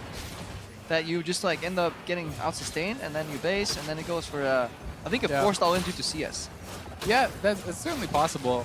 I was just thinking more, it seemed kind of like a fun champion among teammates. Yeah, mano a mano. We're like a support and a jungler, let's just level 2 and then kill each other and see who wins. But it depends how hard they really want to try, right? You can have fun picks and stuff and still go super try hard. Double cancel here. You really, in the Draven versus Draven mirror, you want to... Oh, here we go. Hang on. Carsa's winning early. Albus is dying. Carsa wins. I was about to brace Albus. He had relic advantage, better positioning. You want to use your E to knock the other Draven astray so he doesn't pick up his axe. But I don't know what happened there if there was a lot of minions involved, because suddenly that maybe it was a bad exhaust timing. You really need to go over that again, because that swung very quickly towards Carsa, and they're running identical setups. So late exhaust. Yeah, that's it. Yeah, it was a very late exhaust. The exhaust was even still on him once he died. If you die with your exhaust still on the opponent, perhaps should have popped that a little early. Maybe a little bit of an oopsie, and we can't really give him a pass because he's a support. Yeah, we can't. I mean, supports don't really play that often with Draven anymore. No, I'm talking about exhaust. Oh, that way. Yeah, okay, that's fair. But you don't really know Draven damage that much, you know? Yeah. Usually as a support, you click it on the enemy. You're just trying to look out for your support brethren. Yeah. I understand. As you're dying, that's your dying tribute to your AD carry. You throw it on them, and then you Summoners on cooldown. Nothing I can do here. Yeah. You see it. Check. Press tab. I know, you just like let your AD carry 1v2 versus an exhausted target, and then he gets all the glory. That's usually what you do. There you go. There was no AD carry. Ghana. You know, you just sit back in the bush. You pretend you're not even there. I'm helping. Yeah, I am helping. Yeah, there you go. I'm also getting Elo from playing John. Yep, and then somebody calls you, says you have no mechanics as a support, and you get triggered. Yep. Then you bring out the Zed support. And prove them right. Have no mechanics. People always ask me to play Lee Sin support. I'm like, no, it's just not a good champion. It's just not meta right now. No. Don't worry, guys. When it becomes meta, I'll be the first one in there. I'll be waking up early, getting on the servers. Has nothing to do with the fact that it's just too difficult for me to press all those buttons at once. But anyways, that was a surprise. Yeah, from the same team. They just really wanted the best Draven to advance. Yeah, I think it was just going to be a fun one, right? It's you're a support player, you're playing against one of your buddies, and he is just deciding to just kind of duke it out. It's works out for Carsa. I mean, he's won 2 in a row now. So turns out the buy was not an advantage for either player. Buy was a lie, man. Definitely don't want to go for those buys. We got Reckless versus Smeb left, QTV versus Maple, and then Matan versus Prey later on as well. So we have definitely some exciting matches coming up. I saw Reckless, because he's in my eyesight right now, setting up on stage, and he looks fierce. He looks ready. Yeah. But let's get over to the stage right now. Next 2 players are standing by, and Dash is about to introduce them. Now for our next match, our first challenger looked a friend in the eye yesterday and without mercy took his reign over the Howling Abyss. It's Reckless!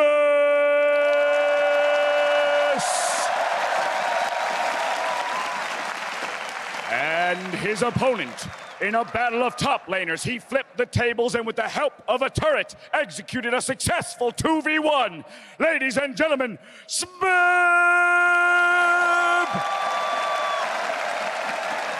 Lock and load, gentlemen. Let's have at it.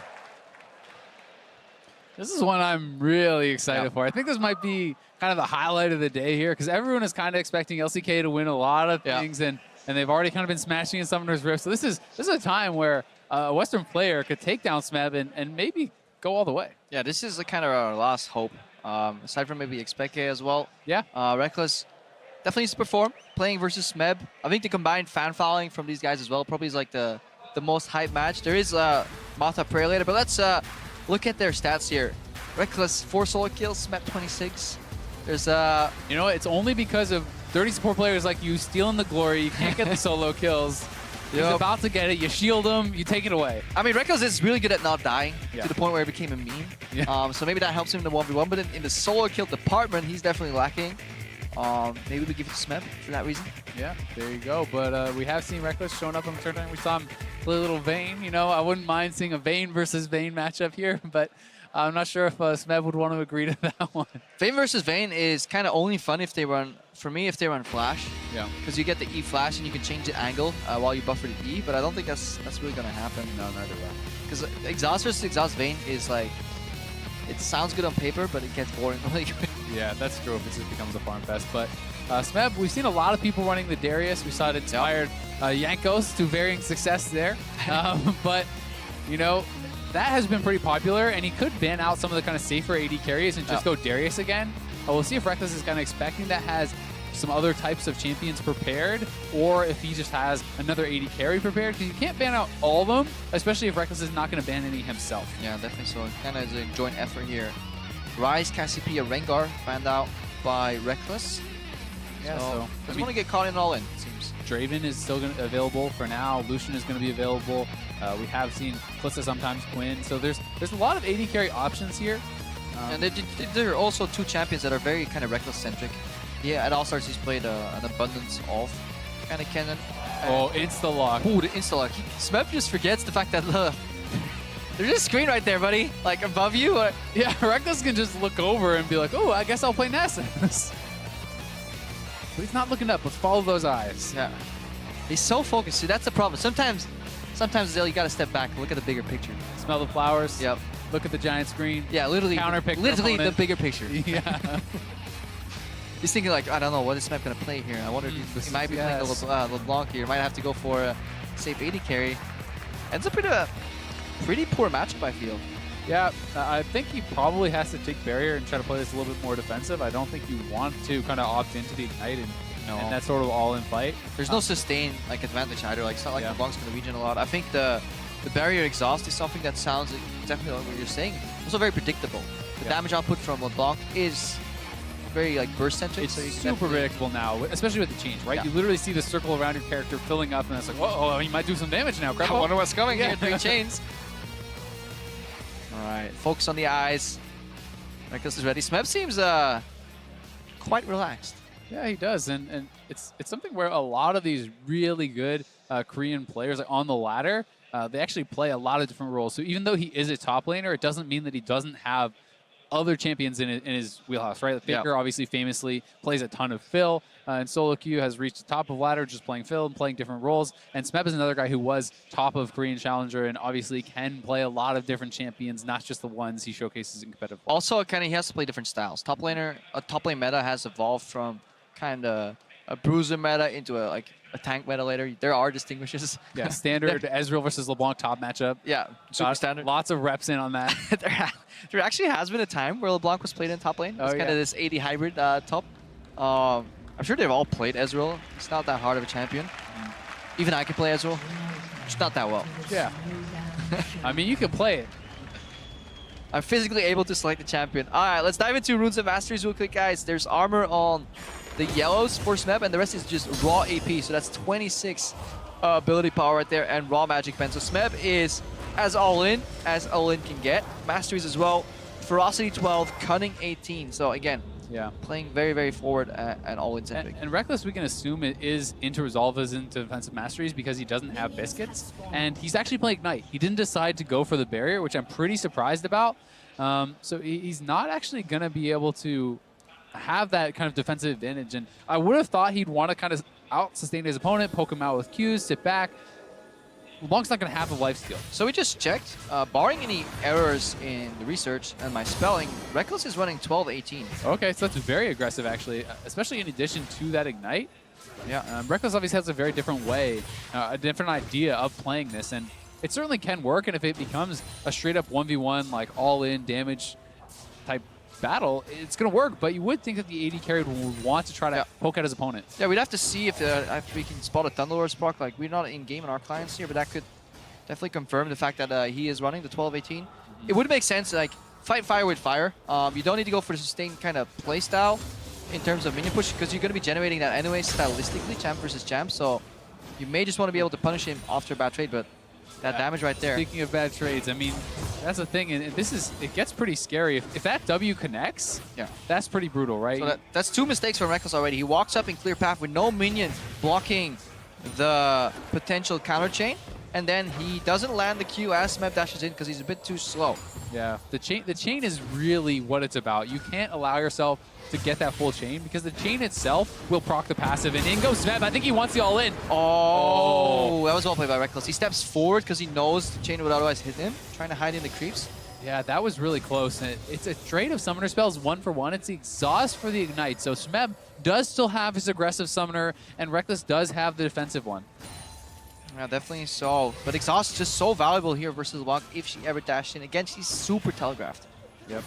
Reckless also did use his potion there, so doesn't have that available. Smeb is holding on to his. We may see him pop that if he does want to go for the all-in. It could actually be kind of what gives that away. Definitely, but Reckless on first base definitely wants to pick up a No Magic Mantle. Just get that somewhere in, because again, it works against the ability so well. A couple of extra points in MR, just having you survive, and then later on your attack speed will give you much more value in extended trades. Yeah, I agree. It'll be interesting to see if he does like to do that, though, over the double Dorans, which seems like pretty much everyone goes for. Yeah, we haven't seen too many people elect for those kind of more pure defense options. Maybe Reckless will be the one to kind of break the mold there. Yeah, he will get a minor CS lead here, barring any issues. He is an AD carry. They can lost it on their turret. Doesn't have his support to help him, though. Aha. Even better. No support to screw up that CS. Can I get the cannon relic stack, please? Oops. My bad. Running around runes. Happens. All right, Smeb is going for a freeze, I think. Nope. Actually, he wants to bound down. That's interesting. He just wants to be able to bounce the passive, but he actually procced the passive on the cannon and then used the Q on it, so it didn't bounce everything. So he did kind of mess that up, and as a result, not going to push it quite as fast. But I don't know if it really would have made a difference as far as minions denied. I don't think so. No, I wouldn't. Might be able to stop the base, though. Does he want to?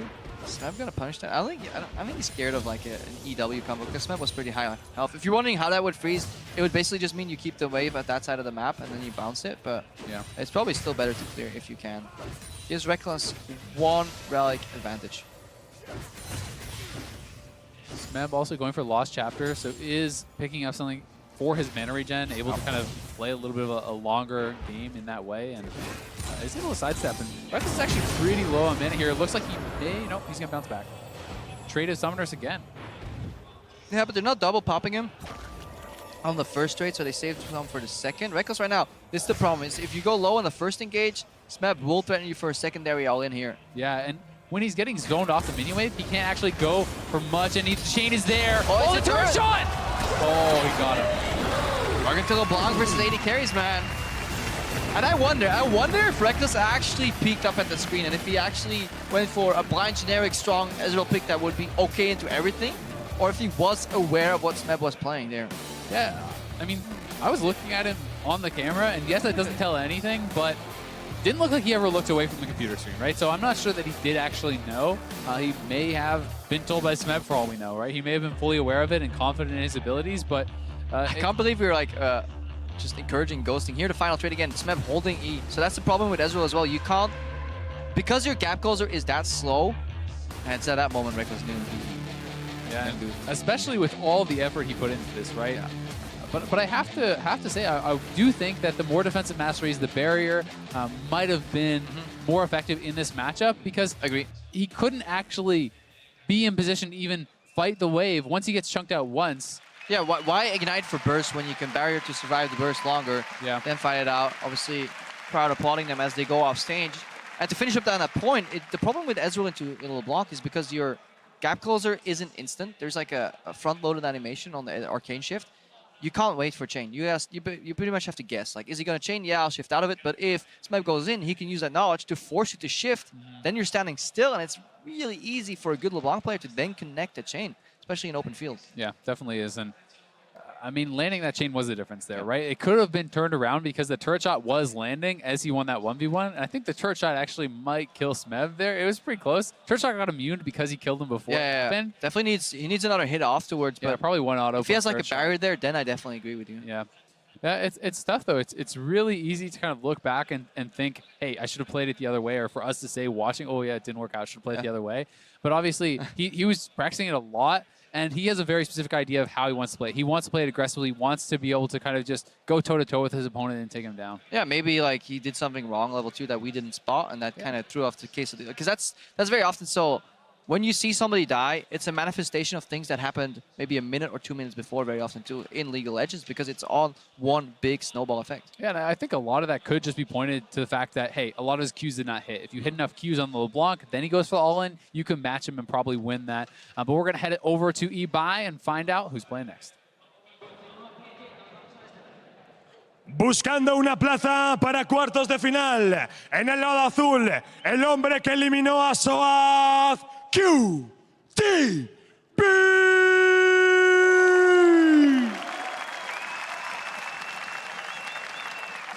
And as a mid laner, he's already dominated on Katarina, LeBlanc, and Syndra. Somebody take him off of these champions. It's Maple!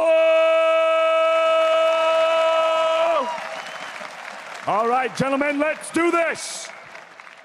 I almost thought we were going to see, the village people, YMCA there for a second. I was starting to dance a little bit, but then I realized it was just his name. It's just QTV right there. Dash may have to go full on charades later on because he is seemingly slowly getting affected in the voice department. Yeah, I mean, everyone has their limits. He's still got a full extra day. Maybe you could get up there, Crepo. Your time to shine. What do you think? No, we established this day one with the fish show. People with girly voices stand here. People with manly voices do the stage. Anyways, let's focus on the game again. Enough about us. QTV versus Maple. QTV took down Soaz. Yeah, he did. And that was one where I think Soaz would like to have it back. Soaz definitely was another guy who was prepping a lot for the 1v1s. Yep. He really wanted to do well, and he made some mistakes. And QTV was there to quickly capitalize on it. Definitely did really well for himself. And Maple on the other side has been shining throughout this tournament. Even in losses, he's been looking great. So he's just so fun to watch. Maple is probably one of the kind of consistent value delivering players. Whenever you see Maple in any mode, game or tournament, there is a quality bar that he will bring to the table. Yeah, he's fantastic. This guy can go toe-to-toe with the very best, the likes of Faker, and come out looking very good. Both in his last LCK, as well as his wins, against NA, he looked incredible. So he can do it against the best and the worst. There you go. There you go, Crepo. I got nothing to say to you. I'm just going to accept that, and we're going to move on. God damn it! Sometimes you have to laugh. Yeah, you got to take better me laugh out. than it is to cry. Yep, definitely so. I'll take that in mind. All right. We will not be seeing many more Caitlyn's, I feel, Azale. No. Caitlyn is so good in this mode, I think, and it's something that especially works very well with the kind of more passive modes, and it's like, especially if you think that your opponent is willing to play the 100 CS type games. Yeah. Caitlyn with a resolve spec, like you were pointing out earlier. Insta-lock Syndra. Insta-lock, though. Again, guys, here at Riot Games, we don't want you to cheat, but if there happens to be a giant monitor right next to you, maybe just take a look-see. Although this pick looks okay. Although for Syndra, it's what he played last time, is it not? I believe he actually did play Syndra. I want to say he played against Bengi, unless I'm confusing that, because it was a Syndra versus TK matchup. And I think it was Maple it was playing pretty that close against Bengi. And Bengi made some pretty big mistakes in that one. He actually was looking like he was doing pretty well, kind of trying to trade his HP for mana. And he ended up all in inning. Oh my god. Okay. Ramus. Okay, Urgot. Interesting. Urgot's fun to watch, because if there's a champion with a really high all-in, maybe we finally found the answer to Syndra. All these Reddit threads about man, she missed all her spells, threw a bunch of spears in my face and I'm dying. Well, were you playing Urgot? Were you? Because you're passive and your shield can protect you. Yep. And then you're going to have that one guy who's like, I have 700 Urgot games to lose to Syndra. Yep. Maybe it's because you're bad. Maybe, right. Crepo. Let's see. This does feel like a match where Syndra just had such an easy push. Yeah, I agree. And I think that if summoner spells aren't changed, it's pretty interesting because we did see the fact that Maple was not running Exhaust, which you might be like, well, why? Exhaust is so powerful in these 1v1s. It's because he's not expecting to get into melee range, right? He's trying to use his range to kind of poke out his opponent, to keep throwing those spells from a longer range than the Urgot can get into. He never wants to actually be in range of exhausting, right? He wants to stay very far back unless he's trying to go for that all-in kill and use the Ignite. Yeah, that's definitely what Urgot wants to do. He wants to get up close to the Syndra, hopefully dodge some spells somehow, get that reduced damage from the ultimate, because to my knowledge, just going to make sure I'm not messing it up here, it stays on you 2 seconds after the ultimate, right? Yeah, I do believe so. I mean, I don't know the exact timing, but it's a flat damage reduction. Yeah. It is a buff. With a lingering effect. Exactly. So that's kind of the... If we're looking at if it ever gets to level 6, QTV wants to swap before or during the ulti. Ideally, you want to swap mid-ulti animation, so you soak the ulti, and then have a trade right after on the second round of cooldowns from the Syndra, that you also get double reduced damage, one from your passive and one from the R lingering effect. Yeah. But that is if it gets to level 6, because it could just be an early push Fiesta for Maple. It certainly could. And the thing is, for QTV, if Syndra gets 6, you have to either ult or exhaust that ultimate, or you're probably just going to take simply way too much damage. And that's how Bengi ended up losing this matchup, getting a full unexhausted ultimate on him, and it's just too much to take. You got chunks so low, and Maple's going to try to stay out of range, going to try to poke him out, hit those Qs, hit those Es, and look for the trades on that. And definitely initiate the ulti out of exhaust range, just Exactly. like we were talking about earlier. You do not want to get that ulti exhaust. And for QTV, it's paramount that he does exactly that. Again, just like any 1v1 starts, people hit the first creep just a ton. Want to get that down. Focus on single creeps, single melees. QTV is kind of already looking to yield the push just a bit. Maple can get those range creeps down. And Maple is starting the W, actually. Oh, that's so he took the W. He wants to just be able to kind of harass this out, try to get some early poke onto QTV, and it does have very good range. So it is interesting to see that he is electing to go for that. QTV, I mean, level 1, you're not really looking to do too much. You are much more hoping for that level 2. You hit your E, and then you start to get really, really good trades. Yeah, QTV is running 0-18-12. So he's doing a Thunderlord's Urgot with then a Resolve side spec. And the full mana regen there. So he has all the HP regen talents and the mana regen talents, which I really do like quite a lot. And it may allow him to kind of skip something like a tier that Impact went into, right? You can go for something like a Hex Drinker instead. You can go for more defensive options because you may not need to itemize as heavily into the mana regen. And that can help you to survive an all-in that may come from Maple. And if you can live through that ultimate, if it gets there, obviously, and kind of get up in his face and really start to kind of get that fight close and personal, you could win. Yeah, definitely so. Maple right now, honestly, wants to get the most out of his spells. That's why he's lost sitting purely with auto attacks. Doing a decent job so far, not dropping too much CS, still trailing a few ahead. That's a good connect here on level 3, obviously. Sidesteps to counter damage. That's a really beautiful trade. Oh, he's looking... Notice how he's not getting any minion aggro. Yep. He did not weave in an auto attack there. He can walk in between the range creeps and pop Q because Q is a spell, and again, spells do not draw minion aggro here. He also sidestepped the counter W from Maple, so that was, in that microcosm, perfect play by QTV. Yeah, it was very well done. Maple, though, has the push advantage, as you said he would.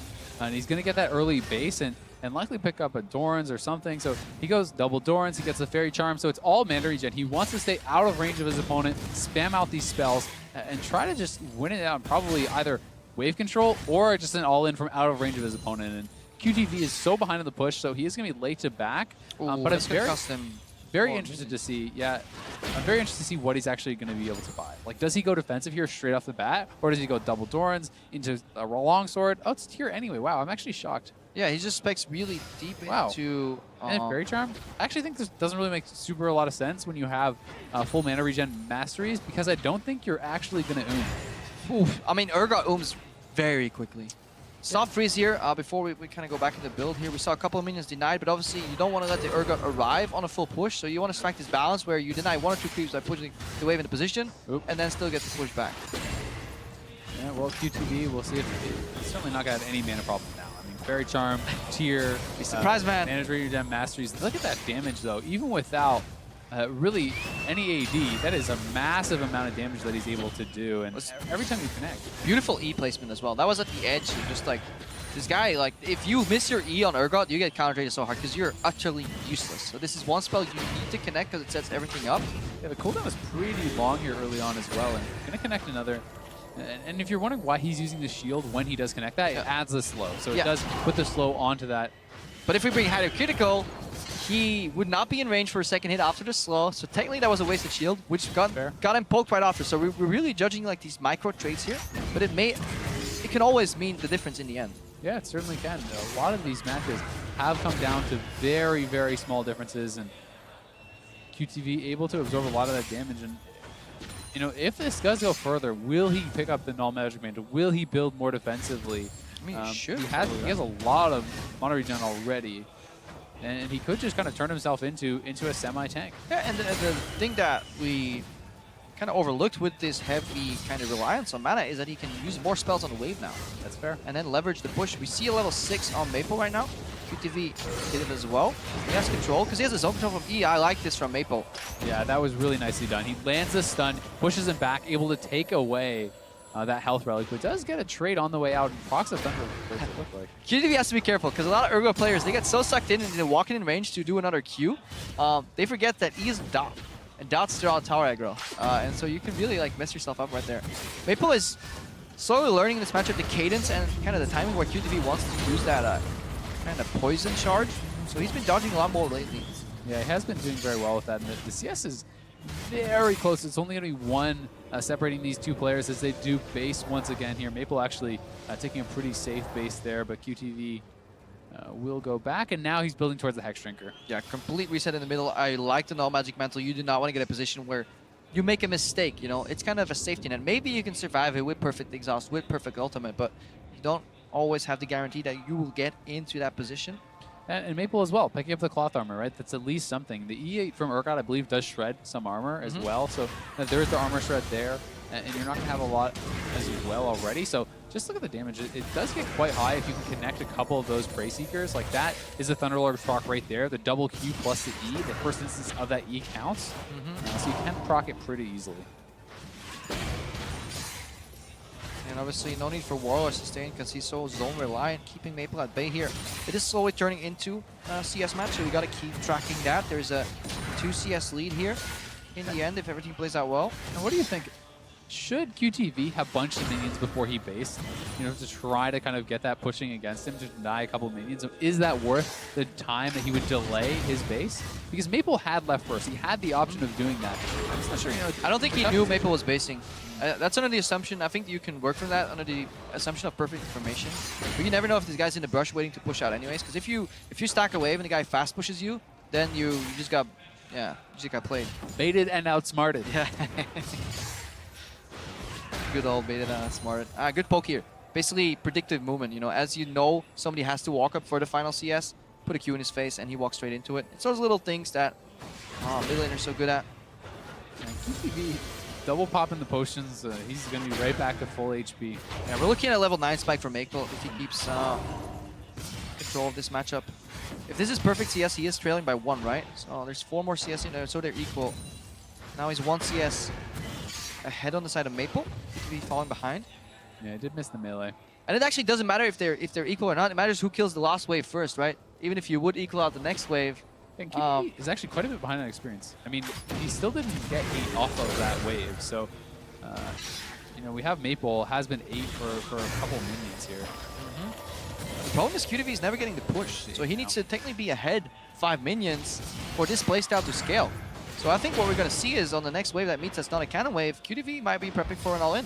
Yeah, I think he's going to have to because he's been giving right here. This might be it on this shield here. Oh, it's kind of tough now. Maple is just reading like a book. He backs off anytime he comes close, and Maple is playing it out very intelligently, not really giving QTV the opportunity to get in range. I think the correct play for QTV is to fake the all-in, forcing Maple to spam these Qs on max range and managate him. Put him low enough that he can't actually win the fight anymore. But with the Lost Chapter, with double Dorans and the Fairy Charm, does he actually know? Yeah, he has to go for another base because he can't actually commit to a fight anymore. So it's a smart base by Maple. It's forced from QTV not going for the actual all-in, but the threat of the all-in is enough. The wave full resets as well because Maple was pushing. There's 15 creeps remaining. What do you think about Sork Boots here? Because I mean, there already is some flat MR from the null. So I think the fact that he like has to face the Hex Drinker makes it good, and the fact that he actually mobility is a big component here. Wants to dodge out the E's. Dodge out the E's and just get back in the lane quicker. Yeah. This is just a push. Like right now, because of Boots 2, he's here already. He would probably arrive like a few seconds later. He's setting up for 9 more CS. Just like you said as well, dodging the E's. I think Maple set up for victory here. Yeah, I mean, QTV has missed 2 this is it. He has to go. He's going all in right now. All right, connects E, misses. No, he gets it. He didn't ult. He didn't ult. He needed to ult there. He could zone though. He could go for zone play. Maple's low. Maple has to walk back in. The next E from Maple is crucial. Oh, good connection there. Side steps from QTV. QTV is no boots right here, so he could have probably went for more movement speed here. Juking out the Q for 1. This is good. He can walk up. Also bought a second Fairy Charm instead of health pots. Yeah. And now he's quite low, so I think that was a bit of a silly decision here, but I think QTV should have forced. Yeah, I agree. I mean, he was in range for the ultimate. It's now 1 wave away from this being game over. And he's basically pushing the wave. Maple can let the wave go under turret because QTV can no longer swap under turret because, yeah, he'll be tanking the bloody turret. So I think Maple has this. There's a lot of minions. Yeah, he's safety under turret. Remember, there is still a Hex Drinker. Yeah, there's 4 minions. That's all the minions he needs. Oh, 1 CS is going under turret, but it's so much damage. Oh, so close. QTV needed to all in earlier.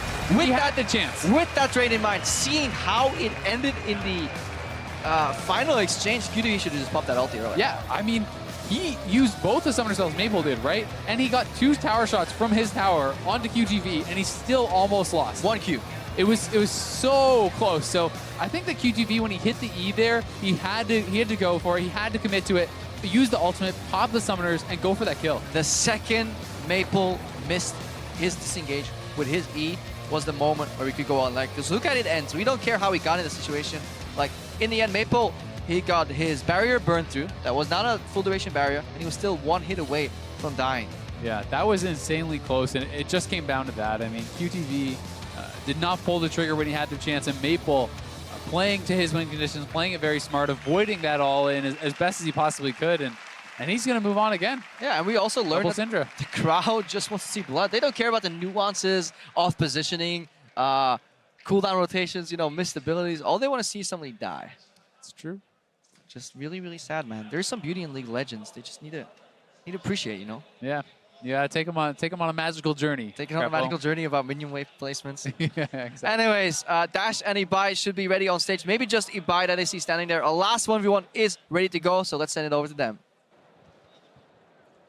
Time for our last match of the evening, and our first contender, he complained that the 1v1 seeding was unfair, and he was right.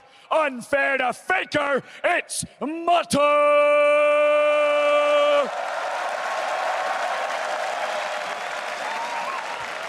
Y en el lado rojo, machacó al rey del mate y ahora ha venido a por el Mata Reyes.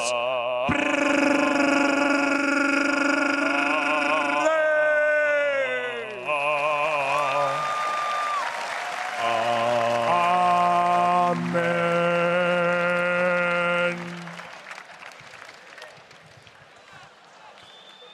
Well then, how do you follow that up? You got something? I got nothing. All right. Luckily for us, it is the last 1v1. They don't need to trump that one, the last intro. But yeah, unfair to Faker. We heard in the intro. Yeah, I mean, I saw in the highlights from yesterday, Faker was saying his masteries were messed up, but I mean, Mata was telling him, oh, no excuses, no excuses. I love how Mata was like, no, no, no. And we finally get an insight in the way Faker approaches his games. It's not just a rift. It's all a big mental war game. Yeah, there you go. He's already lining up the excuses, you know? Come on, Faker. Even Faker blames like external sources. Yep, exactly. Teaches us that we can always blame our teams in solo queue. That's really the lesson to walk away with. Yeah, from All-Stars. Yeah. All-Stars, if nothing else, has taught us you can blame your teammates. I mean, Yankos was in there a little bit, you know, halfway. Yeah, shaded his team. Faker definitely, you know, making some excuses with the masteries. Wrong runes. I mean, maybe that's the key to becoming good at League of Legends. I mean, if European solo queue has taught me anything, it is exactly that. All right, I'm very keen to see what's going to happen here. Mata versus Prey. They definitely can talk to each other. He's also super. Look at them. Like, Mata's hopping in his chair left and right. Prey is pretty much always smiling. So they kind of can bet your money on it that they will be talking to each other. Yeah, I think these guys are looking to have a lot of fun. I mean, Mata has really been one of the few guys who I think has really been embodying All-Stars. You know, really having a lot of fun with it, joking around. He's not taking anything too seriously, but he's also coming to play and performing, and that's kind of what we really love to see. And he's also just like really damn good player. Not just on support, like he's like a legacy player. If Faker didn't exist, then Mata could probably apply for best League of Legends player of all time. Who do you apply to? Huh? The fans. The fans? You apply to the fans? Go door to door, start knocking on doors, kissing babies. The court of fandom definitely decides that one. Sadly, no wards on this map, so Mata can't show. Yeah, we need a new mode, really. You know, 1v1 ward showdown. Yeah, exactly. Who can have the most vision control? It's two guys, one bush. Who can control the wards? It's like rock paper scissors with sweepers, wards, and control wards. Exactly. All right. It's like Minesweeper. Find the wards. Rengar eliminated. Somehow Prey thinks that Mata is going to whip out the Rengar. Well, Kalista is still available. 480 is off the table. I don't think we've seen Kalista yet, actually. No, we saw her at IWCA. Okay. Basically, where the approach they were taking was stacking up the Ren stacks on the creep. And when it's low, you kill the Q, and then obviously you kill the minion with Q, and then you transfer over the stacks to the opponent, hopefully behind it. Yeah, just max Q and E. You don't need points in W or ultimate. So. Yeah, don't have somebody to throw around. The one time you do want your support there. But it's been nerfed too much. I feel like Kalista significantly weaker. Yeah. Oh, well, it's going to get locked, so we'll see. Oh, Yasuo comes in. Oh, something. Mata hit the table so hard the camera got knocked off. Well, Mata's gone. He's actually been replaced right now. Is that Froggen right there on stage? No, it's still Mata. Well, it is going to be Mata with the Yasuo. Can he make magic happen twice in a row? This one is going to be very exciting. Oh, the crowd rallying behind Mata. It's really fun to see just so much personality kind of come out of him right there. He's just super excited. It's a good matchup too. It's very hard for Kalista because all our spells, yes, you can rend execute, but to set that up and both the Q, they're all projectiles. So wind ball is super strong. Yeah, it definitely is. But I mean, Prey, I think he's going to have a lot more experience on Kalista than Mata has on Yasuo. I mean, Mata is rumored to have quite a few accounts that he plays in like different roles, as like role-specific accounts. Like, wouldn't be surprised if he's spamming like Yasuo mid or top. And Prey probably hasn't been playing too much Kalista lately. That's very fair. I mean, Kalista has been making a little bit of a comeback, I think, with the Blade of Rune King buffs and things like that. So I have been seeing people at least trying it out more. But also, it's super fun to be a support thrown in by Kalista, and you actually have Courage of Colossus. There you go. Increased chance to not die. Yeah, safety? Yes, please. Sign me up. All right, this is where we want to look at Runes and Masteries. Yesterday, Mata was like running a 1% crit. He no longer is. Okay, he is actually. Okay, 1% crit, 40% attack speed. He has running. Mata's running magic resistance. Ooh, that's a bit unfortunate. That's just unlucky. He's preparing for the static shift, Crepo. Yeah. He's thinking about the late game. Late game. He is running Zale's favorite page, which is 18-0-12. But he's not taking Perseverance. And I do kind of like Perseverance over Insight. It's like, how many times are you really going to get advantage out of the summoner cooldown? Like, are you really going to get in all in with your double summoners, then walk out, then get them back, and then all in right away instantly? But if you're as good as Mata, how many times are you going to be low enough for Perseverance? Ooh, there you go. Yeah, you just don't take damage. If you don't take damage, maximize when you get to a certain skill level, the auto attacks apparently do not deal damage to your character anymore. That's fantastic. That's what it feels like playing against some players. Prey super standard 80 carry page, guys, but he is not running MR. Masteries, Prey is running 18-0-12 as well, and more importantly, he's running Perseverance. He's got my vote. He's got the seal of approval from Zale. Perseverance for 1v1s. But we're looking at the screen here again. Mata full HP, Prey on 60%, so maybe the theory does apply. Yeah, I mean, it's definitely true. We'll see. Prey should hit level 2 here faster. Yeah, we'll 7 minion. First melee creep for the second wave, right there. Pop.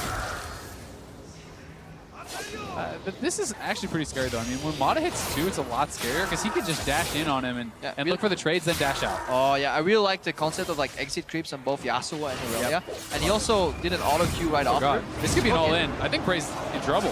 If he hits the Q, Prey's probably dead. Oh, that's a bad barrier. Oh, this is really going to be close. Friend? Oh, he's done.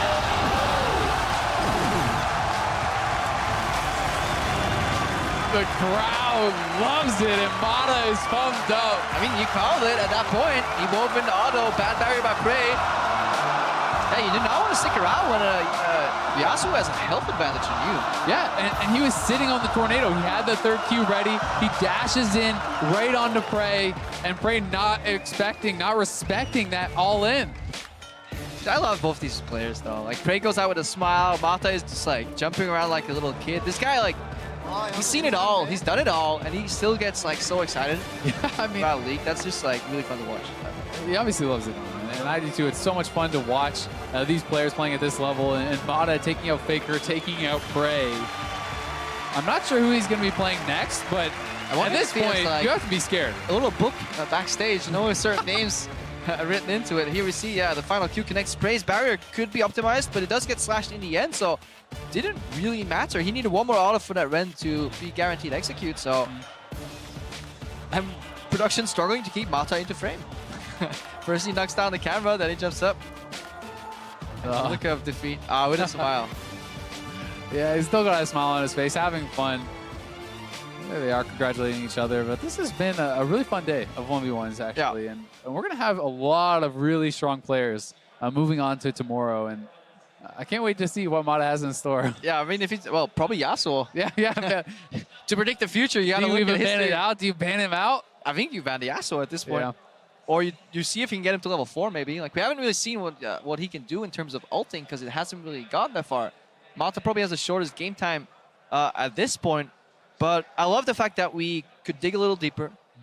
We could figure out what the more ideal masteries were. Like, we definitely. And by we, I mean you figured out that Resolve is the way to go here for a lot of these AD carries, and that it maybe a hybrid style trumps just a raw all-in power. Yeah, I think so. I mean, obviously in a game like this, it doesn't come into play, right? If the match is that short, your regen is not kind of outpacing what the flat damage and the flat abilities are going to give you, like Assassin and Merciless and so on and so forth. But I think you have to give respect to your opponent, and you have to play to the playstyle that you're setting up. If you go for regen, you got to play for a long game. No, I definitely agree. But that's our 1v1s for today done and dusted. To take a closer look at how it went down, let's check in with the analyst desk. Thank you guys so much. I love that. You know, of course, we're going pretty in depth on okay, what picks and what counters what and what masteries do we take. But in the end, we did see a couple of players that got quite nervous there, and I think you can speak to that. Like when you're sitting there and it's only about you, you don't have your team, it gets pretty nerve-wracking. Yeah, I mean, it gets. I did get pretty nervous, you know, especially that everything is on me. So every mistake that I do is mine, you know. So players that are actually taking 1v1s very seriously could get affected by it. So I hope Reckless is fine after that. All right. Yeah, because he was trying so hard. He was here one of the earliest people this morning practicing as well. But hey, that's life. We're going to take a look at all the victory moments, starting off with the first one. That was, of course, Especa on Cassiopeia defeating Ron OP on Draven. It was the first time we saw Ron OP because he did get a bye. Guys, break it down. Yeah, this was really interesting because there was actually an opportunity for Ron to really get an upper hand in this early on when Pekka had run out of mana around level 2 or 3, and then the Ignite stayed up, but ended up getting it turned around on him. And here, impact on the Urgot pick we saw. Yeah, Urgot has been evolving as actually a really good pick in this tournament, but Levi as well going up against Wayless. There was like so much going on in this matchup. That was the sick 100 CS finish there with the culling. And Uzi, I think he actually played cleanest out of everybody here. Insane. Uzi is insane player. His mechanics on AD carries, his mechanics on Queen, that's flawless. The Draven matchup was a bit of a mess. It was all, actually the highest mechanics was the level 1 trade they had when they both giggled and went back to base, but this was just like, oh, I got the Exhaust Ignite down before you. And now, poor Reckless, poor Reckless. Oh, yeah. I'm pretty sure we practiced this matchup already, but I think LeBlanc just has too much damage for Ezreal. Yeah, and then this one just came down to a war of attrition. Right there, he actually should have done that way earlier. QTV with the Hex Drinker, and the fact he gets through a barrier and he's taking so many turret shots and he almost still kills Maple. Yeah. Like, should have done that way earlier. This was my favorite one by far. Oh my God, at the very end. Mata, You've got to love he was dancing in his seat going into this one, and then he just really had the mechanics going into this, and even though the caster desk was saying less than optimal setup coming in from the runes and masteries, he just executed in the 1v1 actually on the Howling Abyss and completely destroyed him. Yeah, definitely. And I think if we kind of correct it, we can take a look at the bracket. It's 4-4 for Fire and Ice, but I don't know who will end up versus each other if the bracket plays out. So let's take a look. I believe it's 5-3. Oh, is it? Yeah. Expected Impact. It is Expected Impact, Levi, Uzi, Carsa, yeah, Smeb, Maple, and Mata. On the graphic. That's okay. There we go. Yep. And Carsa versus Smeb, of course. Reckless is out. And then the final one, we have Maple versus Mata. That's Ice versus Ice as well.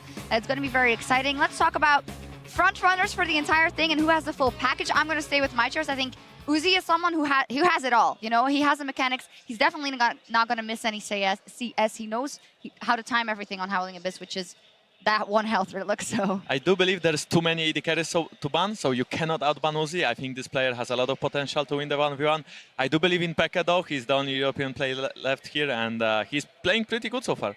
I said it yesterday and I'll say it again. I'm fully behind Mata coming into this one because even though we've only seen the Yasuo from him, he performs actually on stage, and that's like half of the battle. You can go in with so much preparation, right, Reckless, and then just kind of choke on stage and not get everything that you want to do. But however, Mata, he's performing flawlessly. He is. Yeah, I absolutely agree with both of you guys, but I actually have to give it a little bit to Uzi more because the way that he was just CSing, it looked like he could have played a CS war. He could have played the war where he's actually going for the kills there. So Uzi overall gets my vote, but Mata, if he has more than the Yasuo that he's able to actually execute on at that high level, I think that we give it to him because he's looking like a god. So that's Ice, Mata, and Uzi. That is like 400 points or something. So yeah. Yeah. It's 250 for the first one and then 150, so it's looking good for Ice, even though you guys dropped the ball versus the LCK. You are going to play in the Assassin mode after the break. Let me say that again. Jankos is going to play in the Assassin mode, and he's going to go up versus the likes of Faker. And Bjergsen on the same team. You feeling? Oh, well, I think we can win this one. No, we can't actually. No, come on, man. No, it's fine, it's fine. We got this, we got this. We have to solo kill Faker. One of Team Ice has to solo kill Faker, like Pekka almost did tonight. Yeah, okay, well, I wish you the best of luck in that Assassin mode. We are going to take a quick break, but when we return, the All-Stars from LMS and GPL will be taken to Summoner's Rift. Don't go anywhere.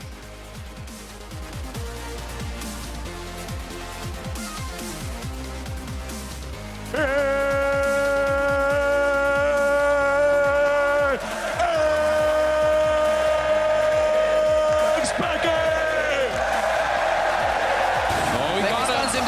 over. Piccolo and Mana, but just one more auto should be enough. Oh, the E! We got him! Oh, no, he walked back in! Okay. There's the exhaust. He's looking for the kill here. Should have it. Oh, here we go. Hang on. Carsa's winning early. Albus is dying. He can't actually go for much, and the chain is there. Oh, the turret shot! Oh, he got him. Oh, one CS going on a turn, but it's so much damage. Oh, so close! If he hits the Q, Frey's probably dead. Oh, that's a bad barrier. Oh, this is really gonna be close. Well done. How do you follow that up? You got something? I got nothing.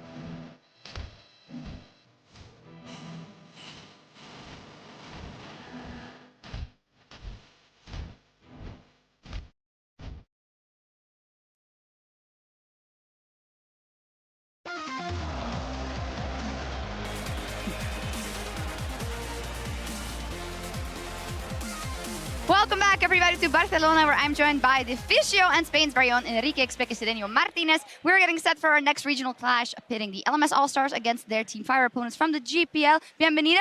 ¿Qué tal? Muy bien, muy bien. ¿Dónde son sus pantalones cortos? No, I came with no pants this time. Okay. Oh, you obviously are wearing pants. He's just trying to bait you guys. All right, now let's take a look at the players lining up for the... Yes. Do you have anything to say? Why do you never speak Danish to me?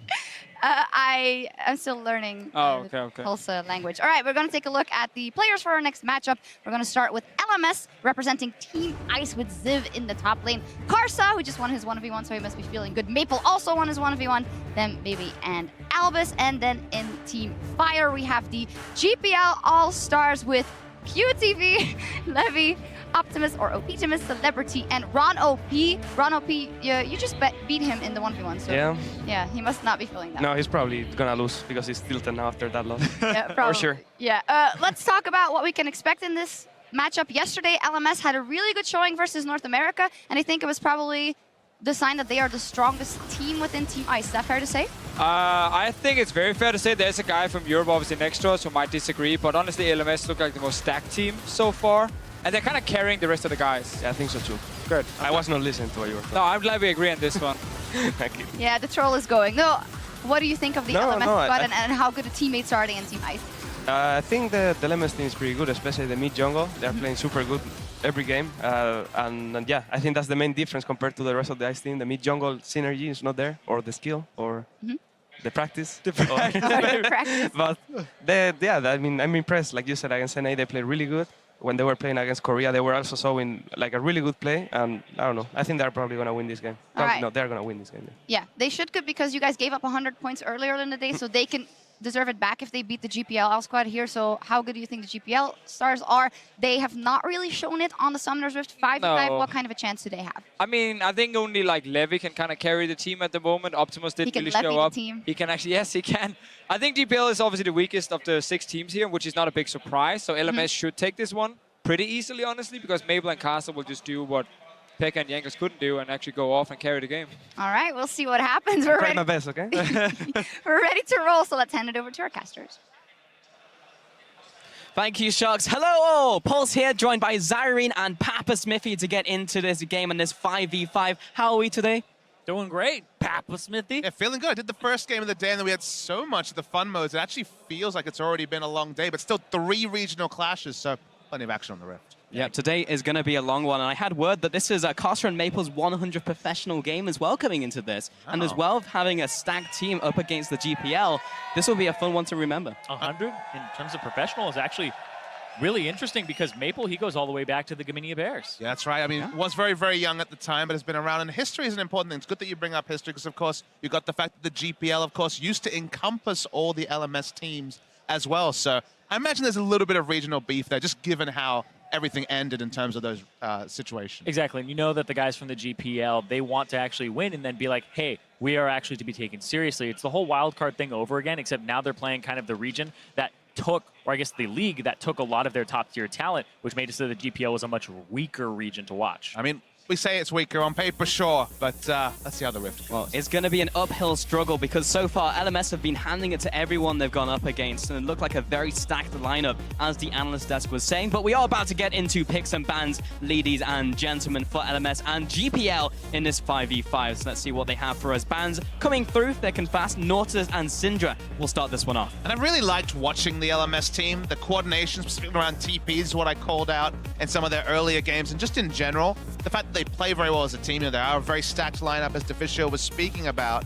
And they love running the double teleport. You know, EU fans obviously very familiar with that back to the Fnatic days, but they're very good at playing around the map. The Katarina pick was one that, okay, didn't win against the LCK squad, but was very powerful. For now, it's left available. Exactly, it's left available, but the Cassiopeia ban also means that Ryze is on the table. So now you have to pick between those two or leave them both up.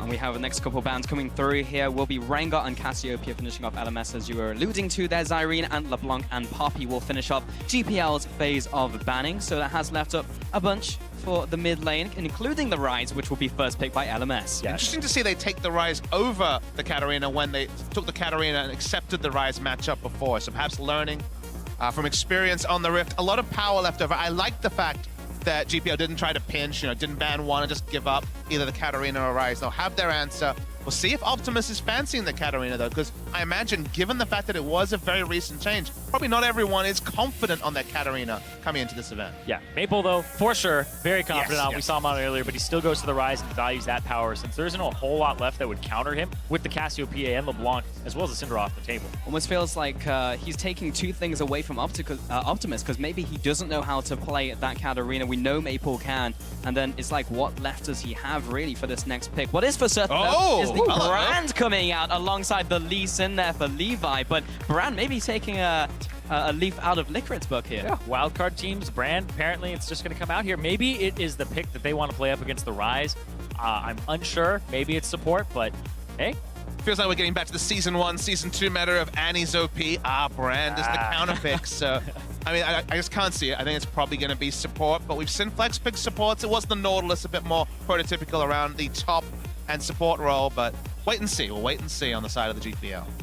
We will, and LMS is back over to their side of the court for the next two pickups. They have around 20 seconds remaining before they have to lock these in. Lots still left on the table for them. They have picked up Ryze, which will be their mid laner, so could pretty much go anywhere from here. We are just waiting 10 more seconds on the clock, Zyrene.